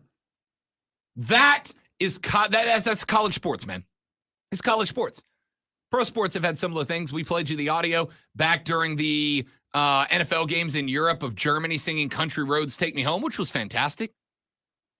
But there was just a gas behind that. There was just an energy behind that that was unfreaking touchable. Well done, Hokies. That is why college sports are the best. Thanks to Riley Wyant for that audio. She put it up on Twitter. Riley is a award-winning reporter in MMJ for NBC 12 out of Blacksburg, Virginia. Phenomenal stuff there from the Hokie Nation. That's college sports, y'all. Let's take a break. We're back after this on the Rob Brown Show in the Fan Upstate. All right, guys, got to do a live read. We will be right back. Don't go anywhere.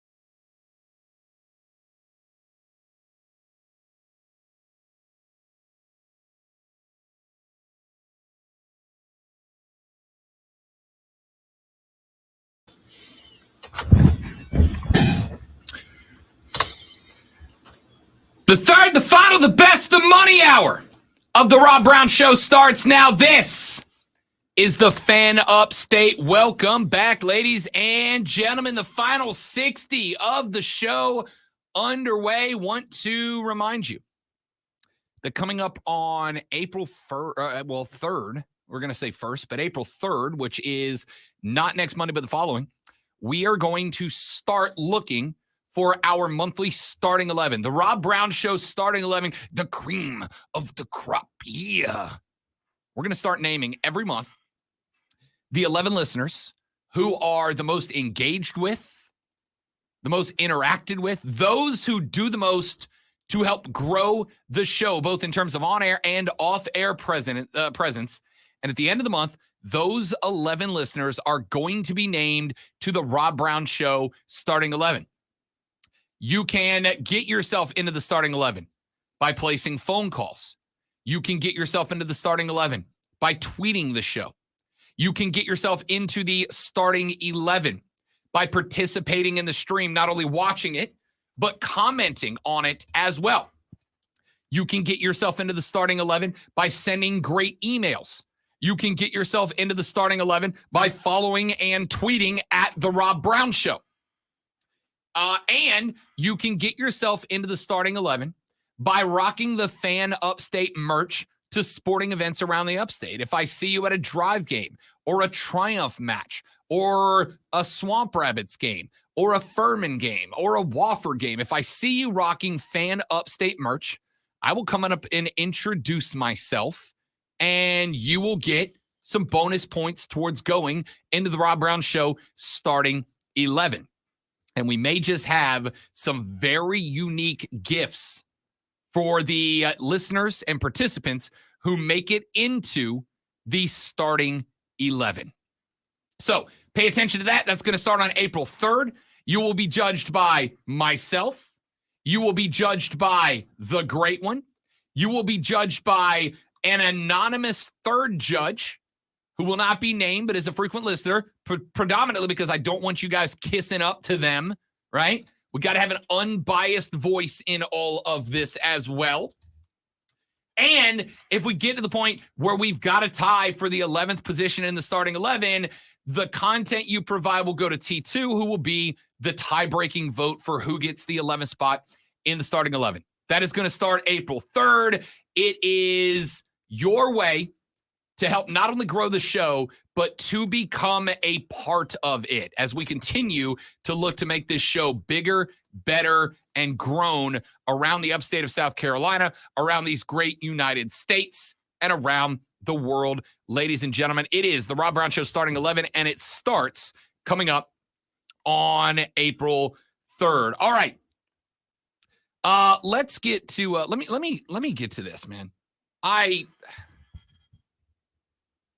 I don't want to wax poetic, and frankly, I don't know if I have the ability to.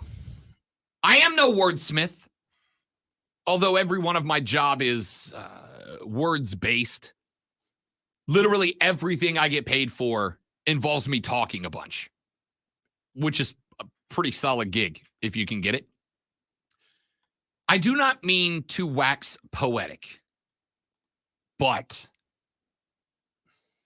have you had a moment where you fall in love with sports all over again? Have you had a moment where sports provides you with a moment that gives you an opportunity to fall in love with the reasons we love the game all over again?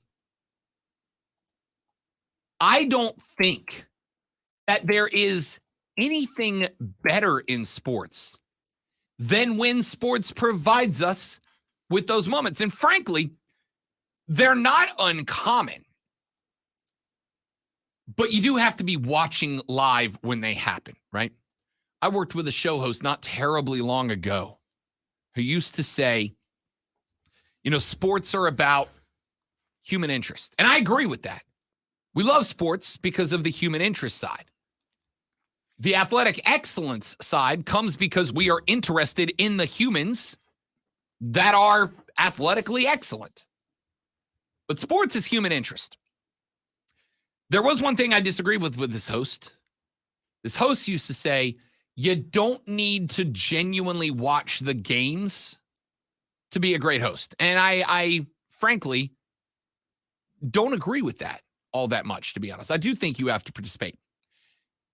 Some degree, because of the fact that I think you've got to watch the game play out to truly be able to analyze the X's and O's. But analysis is not the best way to talk about sports.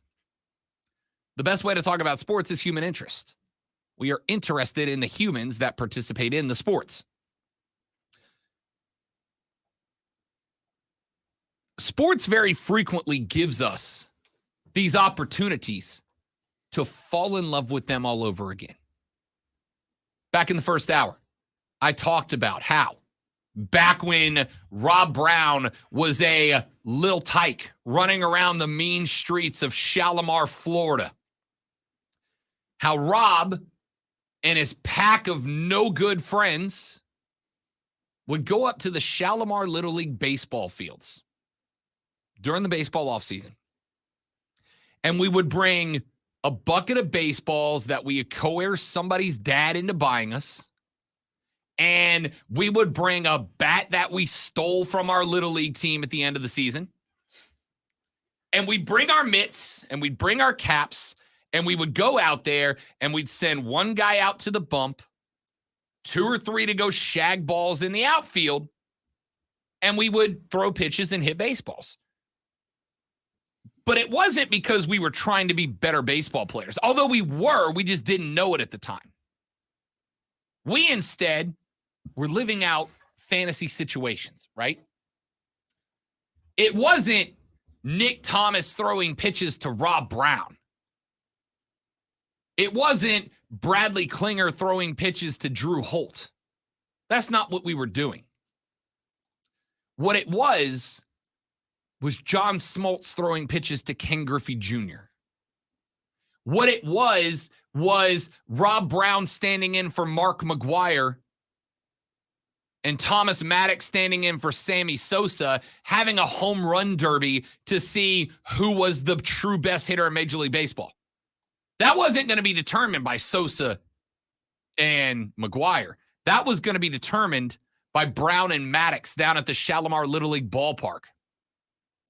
And we lived out these fantasy situations in baseball. Why? Because they were interesting to us. Because we got to insert ourselves into the shoes of, pardon the expression, sports heroes for just a few minutes at a time.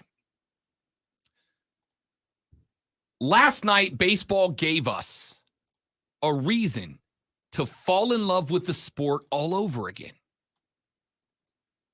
You had players from Japan. You had players from the United States of America, all together representing not just themselves, not just their major league ball clubs, but representing their own countries, their own states, their own communities, their own hometowns. Shohei Ohtani was interviewed at the end of the game via translator. And Big Papi asked him, it's kind of a joke question, man, what planet are you from? Because Shohei Ohtani is not a once-in-a-generation player. Shohei Ohtani is not a once-in-a-century player. Shohei Ohtani is a once-in-the-history of Major League Baseball player. Big Papi said, what planet are you from? And Shohei Ohtani gave an answer that genuinely warmed the icy pits of my cold, dark heart. Shohei Ohtani said, listen, I'm from a small countryside town in Japan where there's not a lot of baseball players.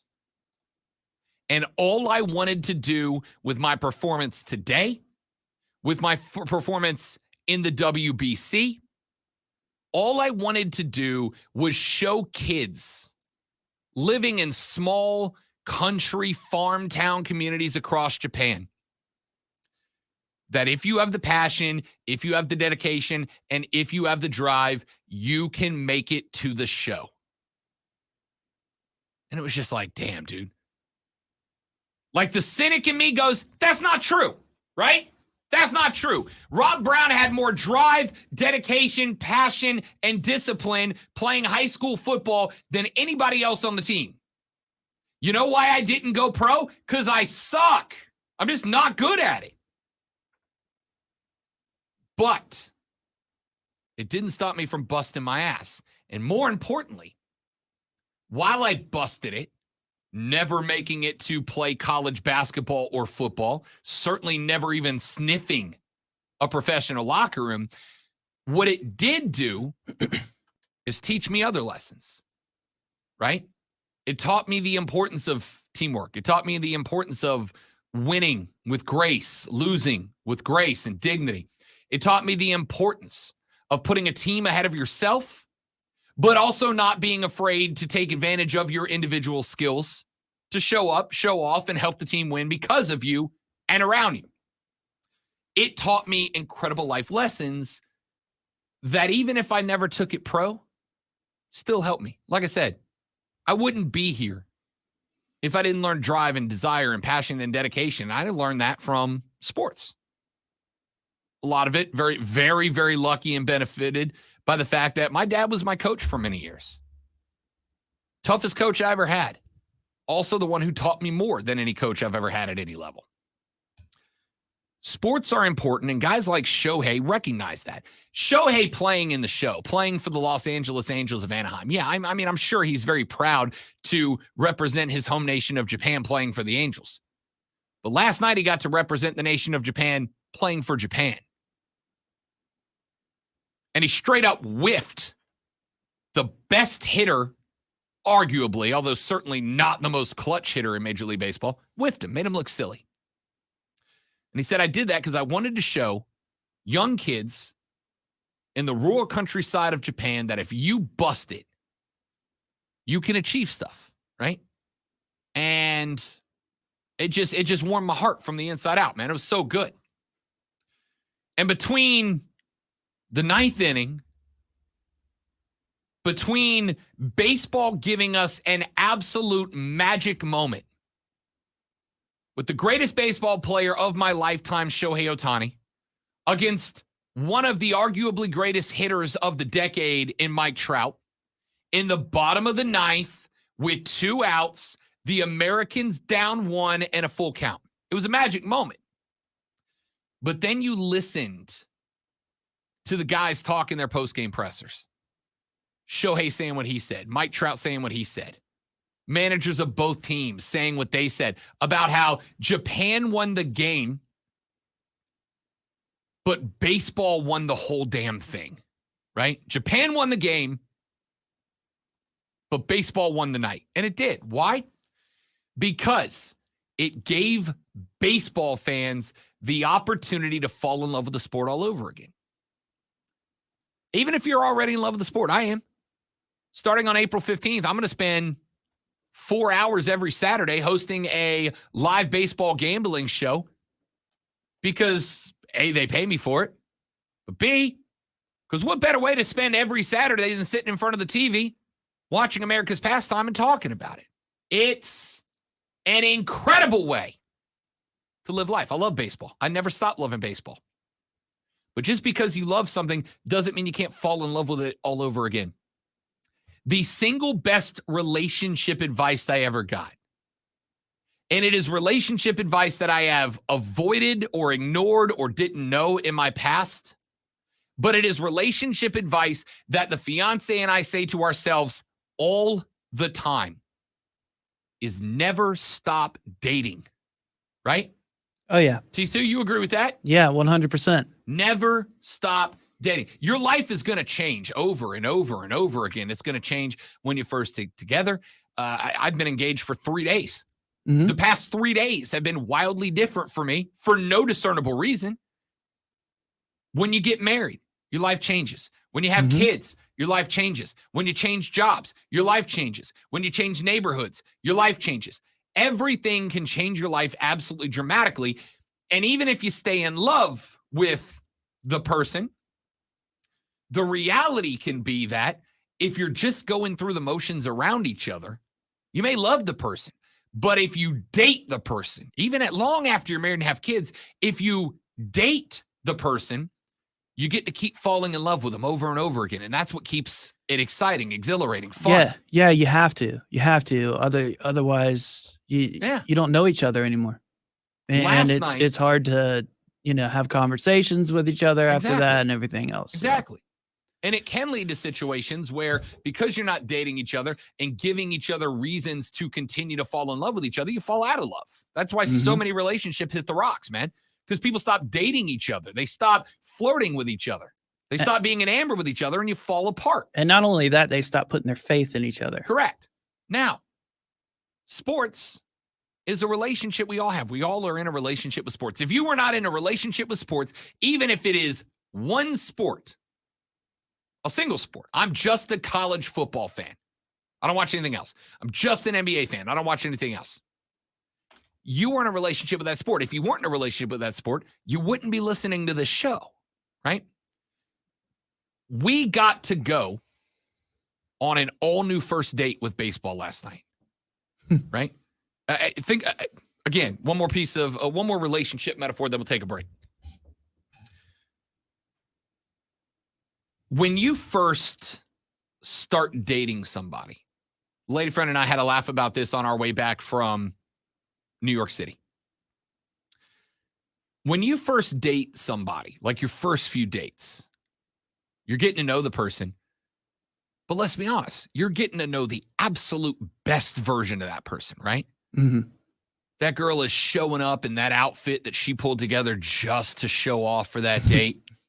That fella's opening doors and pulling out chairs and bringing flowers. And then after you've been together for a while, that stuff goes away, man. Like we made the joke about it the other night. The lady friend came to bed in her PJs, which are like full pajama pants and an oversized, one of my t-shirts, right? And we as gentlemen, we start out as gentlemen and then we go to like farting in front of them. For the record, ladies. I do that all the time. Ladies, so do y'all. All right. Quit lying. Yeah. Quit lying. No woman will admit it, but y'all get to the point y'all are willing to be gross too. Yeah. And that's okay. Like, to me, there is no you know what the truest form of love is? Farting in front of somebody else. Yep. That's the truest form of love. Cause it's like, I know you're not going to change your opinion of me because I fart. Exactly. And vice versa. Right. Exactly. But every now and then we went to see Phantom of the Opera on Saturday night. So what did we do? We got dressed up. I put on a shirt and tie. She put on a smoking hot outfit. Got dressed up for each other. Not for ourselves, for each other. Mm-hmm.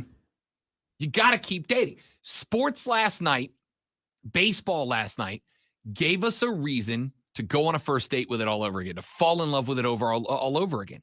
And all the memories that created this Rob Brown who loves baseball came flooding back. Shalimar Little League ball field, McGuire versus Sosa, in the form of Nick Thomas throwing heat at Rob Brown to see if he could get it by him, or Rob Brown seeing if he could put one over the fence. That came back. Shalimar Little League throwing a no-hitter in an all-star game and having the head coach of my high school baseball team come up to me the next day and go, "You threw a no-no. Why aren't you coming to work out for my team this week?" Dude, I can, to this day, I don't know why. We all have kind of those core memories. To this day, I can remember standing in front of computer class, my freshman year of high school, the day after throwing a no-no in an all-star game, right? The day after throwing it, standing in front of computer class and having head coach of the baseball team, Lee Hale. Coach Hale walked up to me. I was not playing baseball for the high school. I was already doing football, basketball, soccer, and track. I didn't do baseball. And he came up to me and he goes, no, last night. Why are you not on my team? Right? I felt like a freaking champ in that moment. Those memories built up by sports, they all came back last night just by watching two big leaguers have an epic all-time battle over a piece of hardware. It was incredible. It was watching that girl walk in the door of the restaurant wearing an outfit she put on to be a bombshell, sitting down at the table and going, "You look really handsome tonight." Oh, yes, ma'am. Baseball told me I was pretty last night, and I loved it. Yeah, man. And I loved it. Let's take a break. We'll come back here in just a minute. We got a few more topics I want to get into before we call it a day. I am Rob Brown. T2's on the board. When we come back, brackets. Sweet 16 on the men's side kicks up tomorrow. What does it look like? And what are the statistical odds? There are no perfect brackets left in America. What are the statistical odds of ending up with a perfect bracket? Somebody put them all together. I'll tell you what they are when we come back on the Rob Brown Show on the Fan Upstate.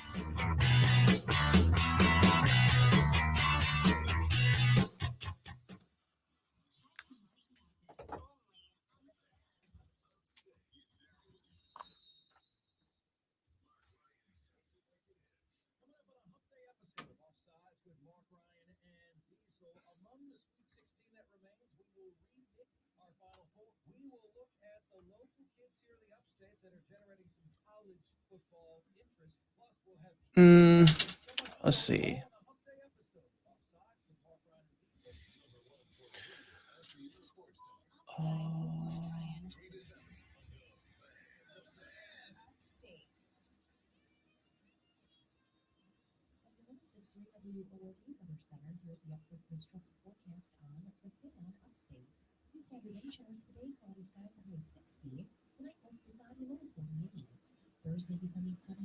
Okay. Good. Time is it? Perfect. All right, guys, be back in just a second. Don't go anywhere.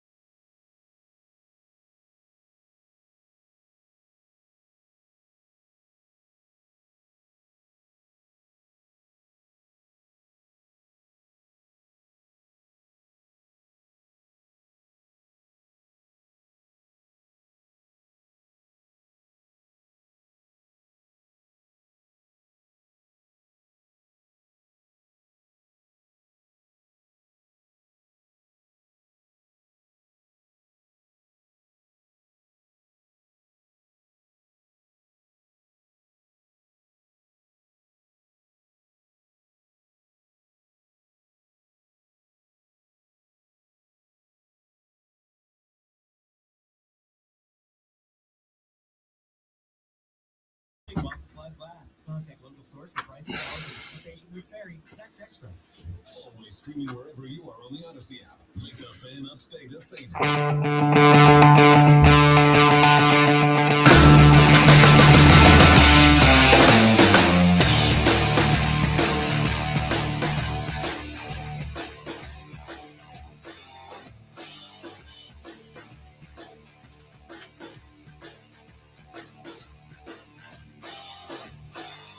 The Rob Brown Show continues. It is the Fan Upstate. We start our Sweet 16 tomorrow, and the Rob Brown Show Bracket Challenge continues. I have now had to come to grips with the fact that not only did Lonzo beat me, but the ladies, the fiance, I got to stop saying the lady friend, fiance is going to beat me in my own damn bracket challenge as well. As it stands right now, our buddy Tim Frisbee is currently in the lead with 45 points. That being said, he is in extreme danger as the leader right now. Why? Because based on the fact that he picked Duke as the champ and Duke can no longer be the champ as they have been eliminated, Tim Frisbee has only a possible 89 points remaining if he picked every game correct that he has winners left for. He is threatened by Joseph Toscano. Joe has 43 points, so he only trails Timmy Frisbee by 2. However, Joe's national championship pick, the Houston Cougars, are still dancing, which means that for Joe, there are 163 remaining points out there. He has nearly 2 available points remaining for everyone Tim Frisbee has. Brandon Chandler, JT Hughes, they are both in third with 42 points, 3 behind Tim, but both of them have 150 points possible out there still. Stephen Webb, one of our stream consistents, is in 5th, tied with Carter Vickers, Roger Carper, Dan Dather, Bryant Burton, Lonzo Reitzel, and Courtney Myers, the lady friend, the fiance, all T5. Now, T5 remaining. Steven has 137 as his max. Carter, 121. Courtney, 121. Lonzo, 117. Roger, 101. Dan, 97. Brian, 73. Bryant, Dan, and Roger all picked Indiana, Kansas, and Kansas as their champs. None of them can do it. So they're all in trouble. David Rhodes, Skrilla, Chris Lewis, president of the Greenville Triumph, and Carlos with a K, all T12 right now. All of them have a lot of points available still out there. In 16th, we got a tie between Robert Helms, Anna Catherine English. She is Furman's cheerleader coach and a phenomenal young lady. She is T16. Mike Diddy.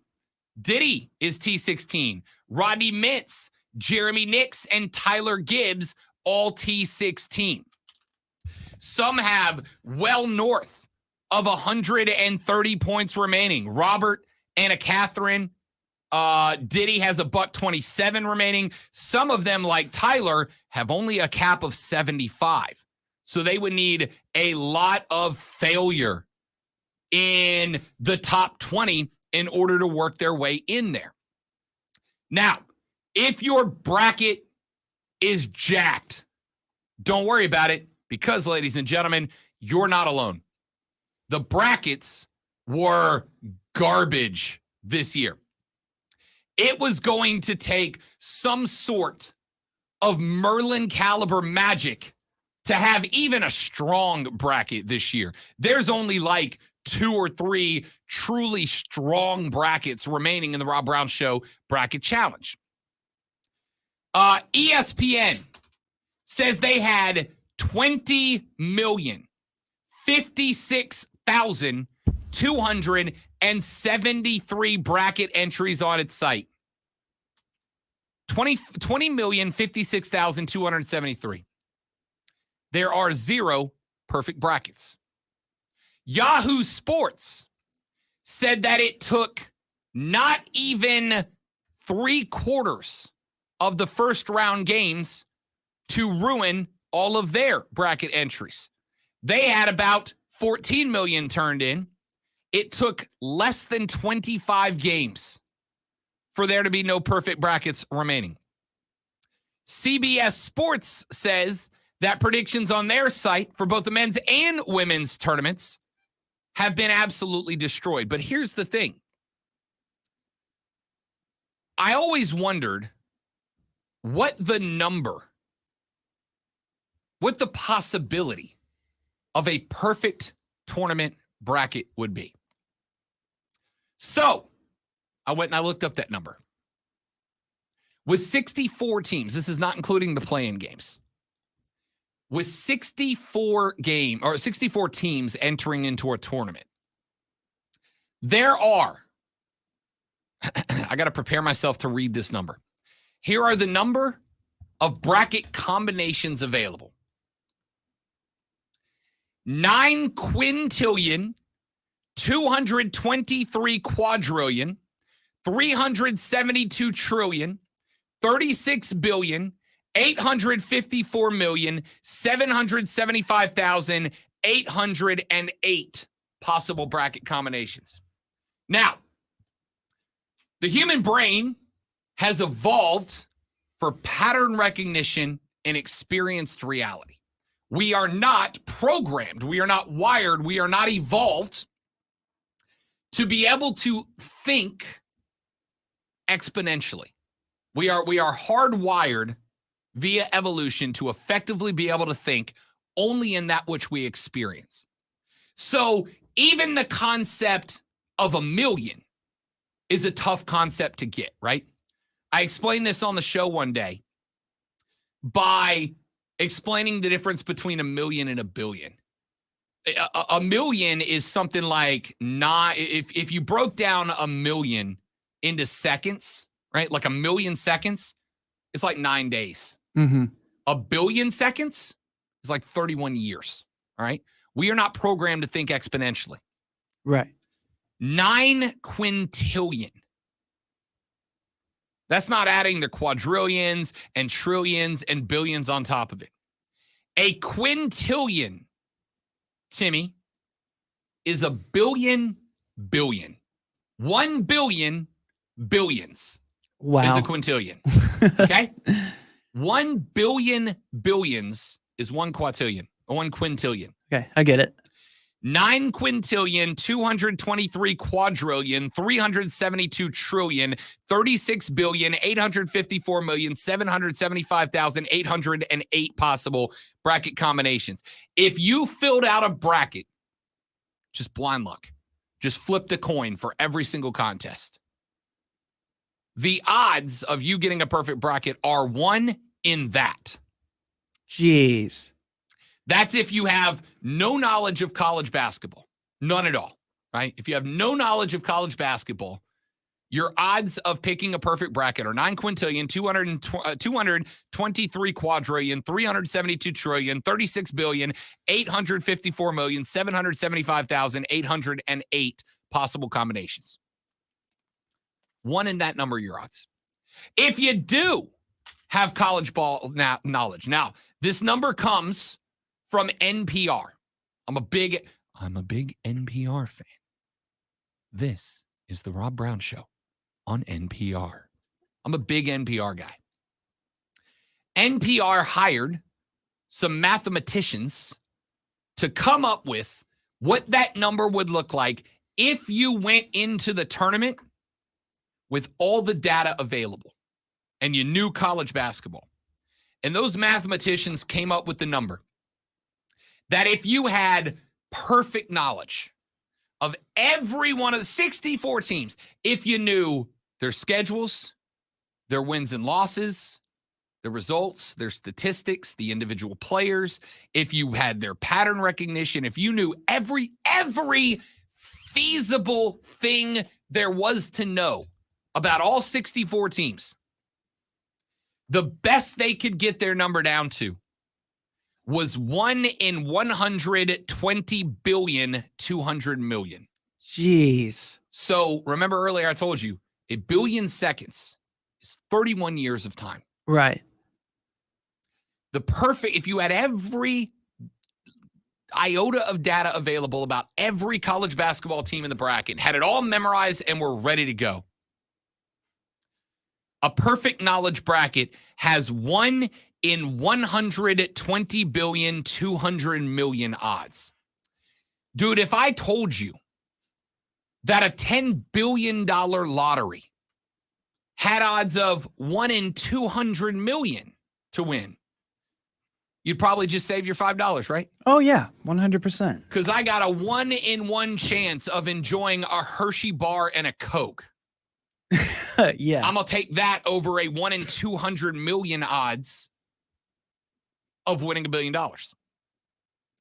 But it's not 200 million. It's 1 in 120 billion, 200 million. That, ladies and gentlemen, this is not me making an excuse. My bracket sucked. I'm already bad with numbers, so just trying to perceive these numbers, I'm just like, Yeah, no, trust me. Like I said, we are not evolved to understand numbers that are higher than like a few hundred. Right. Right. Can you visualize in your head a million? Most people can't. No. You can't visualize a million. It is That's such a that's what I ridiculous was number. thinking. If you thought of 5, you immediately think of 5 things in your head, fives, like, right. you know. But 10, like if I said a million, you can't conceptualize you'd that. just be like, okay, that's just a big number. Yeah. It's a lot. It's a lot of a lot. If you knew every detail of college basketball, your odds are 1 in 120 billion, 200 million. That's an insane number. I'm not telling you this as an excuse for why my bracket sucked. My bracket sucked. What I am saying is I think we have to acknowledge that it is a little bit about knowing college ball and a lot of bit about getting lucky as hell, my man. Lonzo is going to kick my ass. My fiance has kicked my ass. And roughly 40 listeners have kicked my ass. It is what it is. Yeah. Just got to pick yourself up and keep going, That's right? it. That's it. So anyway, if your numbers are bad, don't worry about it. Here's what I do want to say. Those numbers being bad are good. They're good. Here's why they're good. The vast majority of busted brackets, including the busted brackets of a lot of experts, tell us that college basketball might have more parity than any of the other major sports that we watch. Conferences are being consolidated. Underdogs are reigning supreme.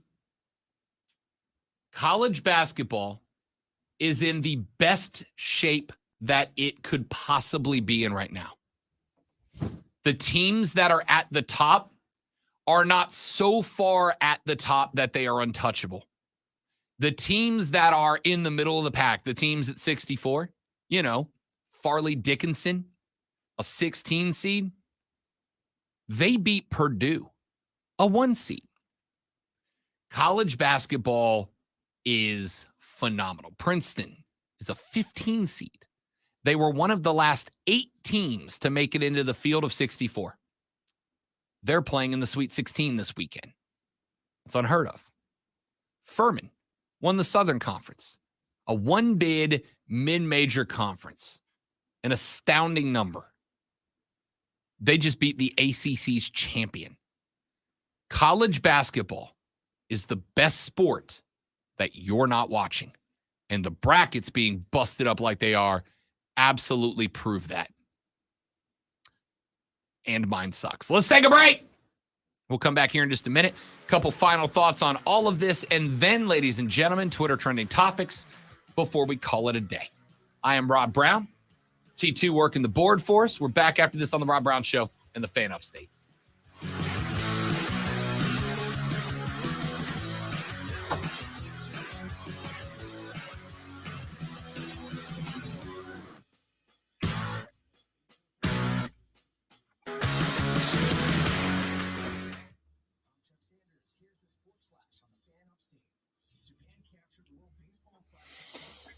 Okay.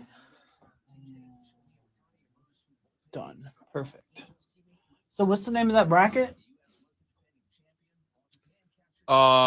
You can just call it bracketology numbers. Bracket OLOGY numbers.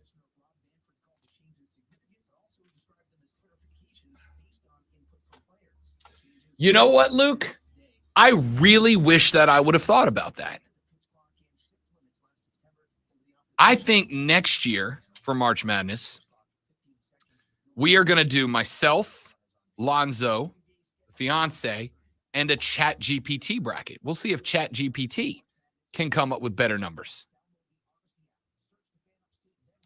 Skrilla said AI is taking notes. Next year's March Madness is going to be lit AF. That is exactly correct, dude. Exactly correct. Come on.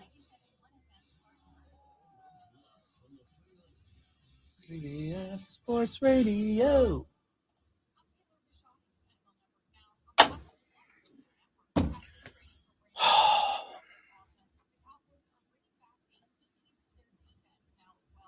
There it is.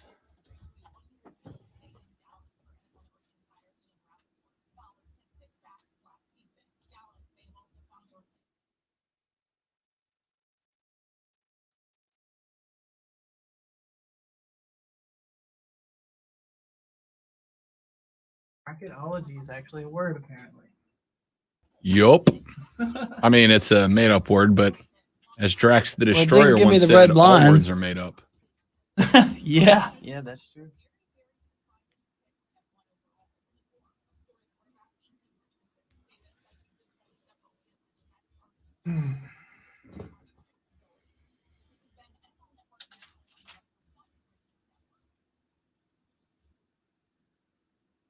From local town councils to Capitol Hill, agents who are realtors are standing up for what's right.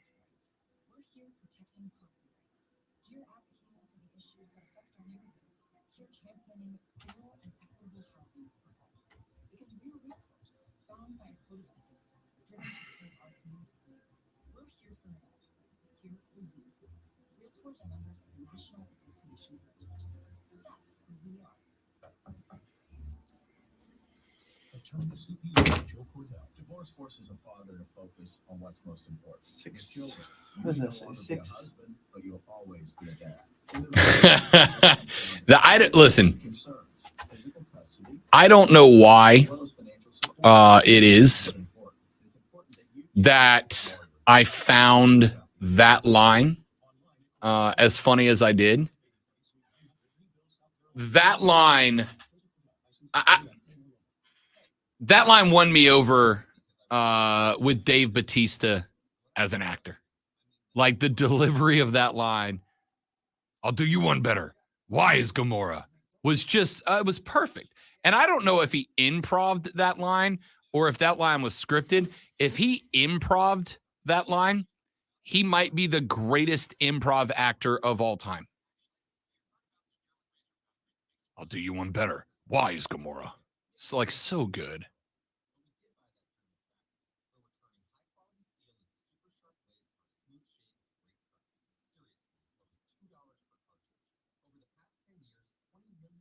Oh, right at 11:50, right?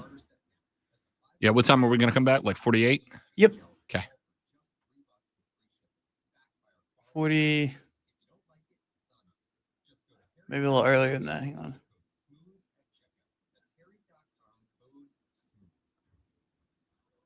Tax refund shop is everywhere. But what is it? My tax refund shrank. Mine too. The culprit? Yeah, it's roughly around 48. Tax credits expiring. In this reporter's opinion, you need a tax expert. Hey guys, Jackson Who guarantees your biggest refund.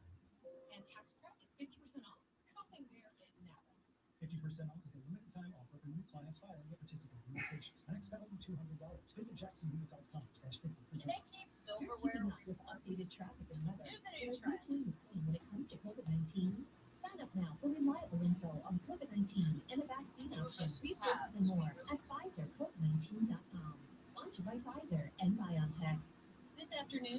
with a couple of showers, high 56. Weather brought to you by Auto Trader.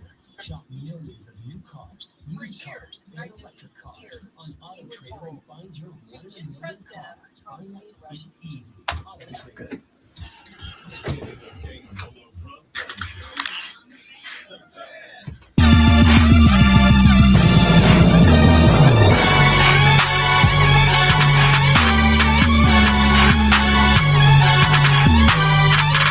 The Rob Brown Show is back on your radio. It is the Fan Upstate. Welcome in, ladies and gentlemen.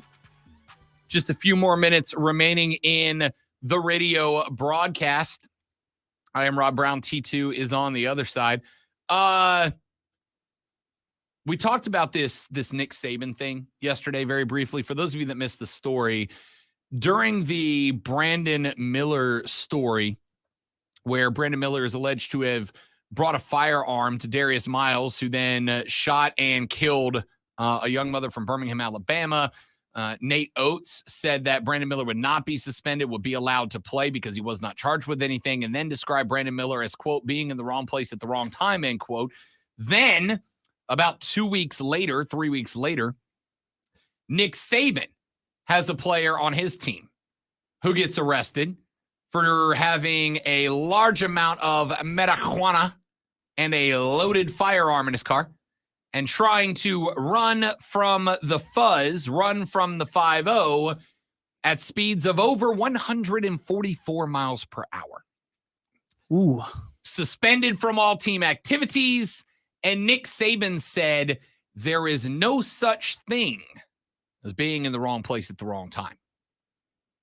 Now, I said yesterday on the show, I very much disagreed with that concept. I think you can be in the wrong place at the wrong time because sometimes there's a lot of people out there. And sometimes dumb people do dumb things that hurt people who are around them, right?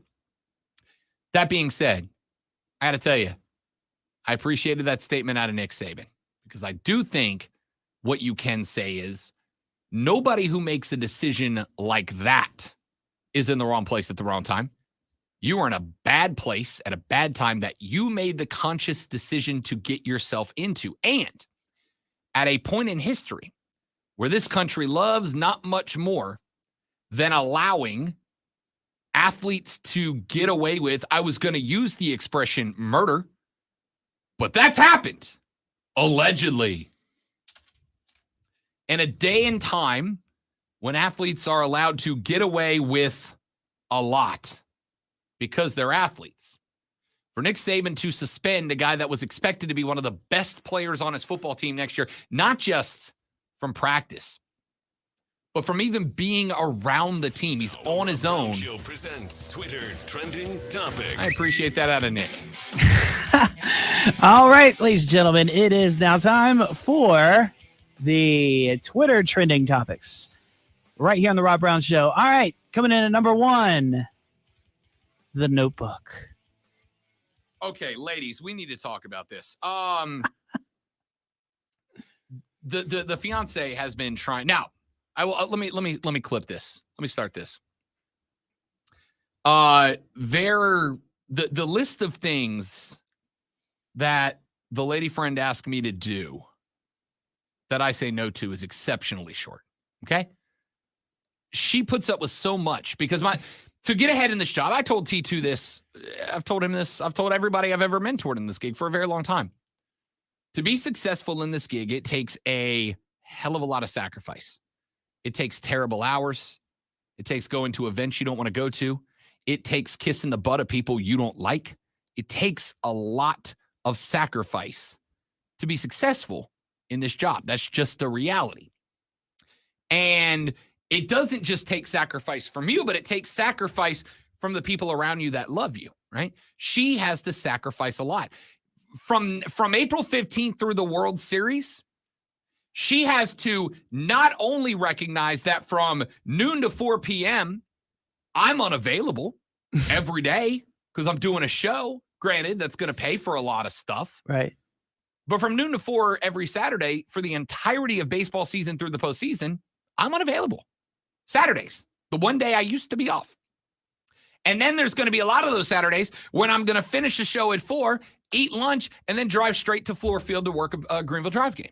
She Right. knows that I have given up our Saturdays together for a long time. Why? Because all it takes is the right person at the right time listening to that show to go, hey, Rob, we'd like to pay you a lot more money to do another show, right? Right. But on the list of things that I will not do is watch that movie. Right? I just won't do it. There are two movies. I am straight up hashtag team rom-com. You give me a great rom-com, I am in. I ain't too proud. I love a good rom-com. Hell, I love a good love story if it's told the right way. But at one point when that movie got real big, I looked into it a little bit and I was like, nah, I'm out. I can't do it. I just can't do it. I can't bring myself. There are two movies I won't watch are that, and I just refuse to watch 50 Shades of Grey. It's never going to happen. Hey, I'm with you on the 50 Shades of Grey. Yeah. I'm with you on that. Now, I got zero problems if the lady friend watches that movie. None at all. Like, it does not threaten me or my masculinity. Oh, yeah, the same Right? here. Does not threaten. A lot of dudes see kind of stuff like that, and it threatens their masculinity. It does not threaten my masculinity. I don't care if she wants to watch it. But I got nothing, and there are points in time when I'm just going to have to say no. And I'm sorry to her and every other woman. The Notebook is one of those times. Give me one more. All right. Hashtag 6ix9ine. So Tekashi 6ix9ine is a rapper. No, I wouldn't classify him as a rapper. He's a what? What would you classify him as? Nails on a chalkboard. Okay, fair enough. He is a person who raps. Sort of. Kinda. He is also a person who has gotten a pretty nasty rep in the hip-hop community for being a snitch, and a not good one. Apparently, yesterday, he was working out at like a public gym, like an open gym, and somebody jumped him and beat his ass in the locker room. Because he's got this image of like, yo, I'm hard, right? Like, I'll scrap with anybody. Like, he's got this image of face covering tattoos. Like, the dude's small. He's like really small. But he's got the energy of a dude that like, I'll beat up anybody. And dude got smoked yesterday. Like, lit up yesterday in a gym locker room. That's funny. Ladies and gentlemen, that's going to do it for the radio program today. When we come back tomorrow, Rashad Beard of the Panther Nation podcast is going to join us at 9:35. Lonzo may check in on the stream to do a little Fight Club, as we are now a week and a half away from the showcase of the Immortals, WrestleMania. We'll get to all of that and more. You guys have a lovely rest of your day. Don't work too hard, and we'll see you back here tomorrow to do it all over again. Don't drink a job. I'll punch you in the face. See you back here tomorrow on the Rob Brown Show in the Fan Upstate. Later, brother.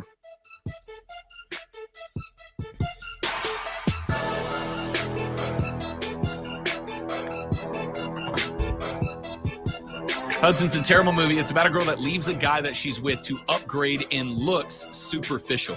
I read the plots of the movie because it came out in like 2004. It's been out for like a long time, right?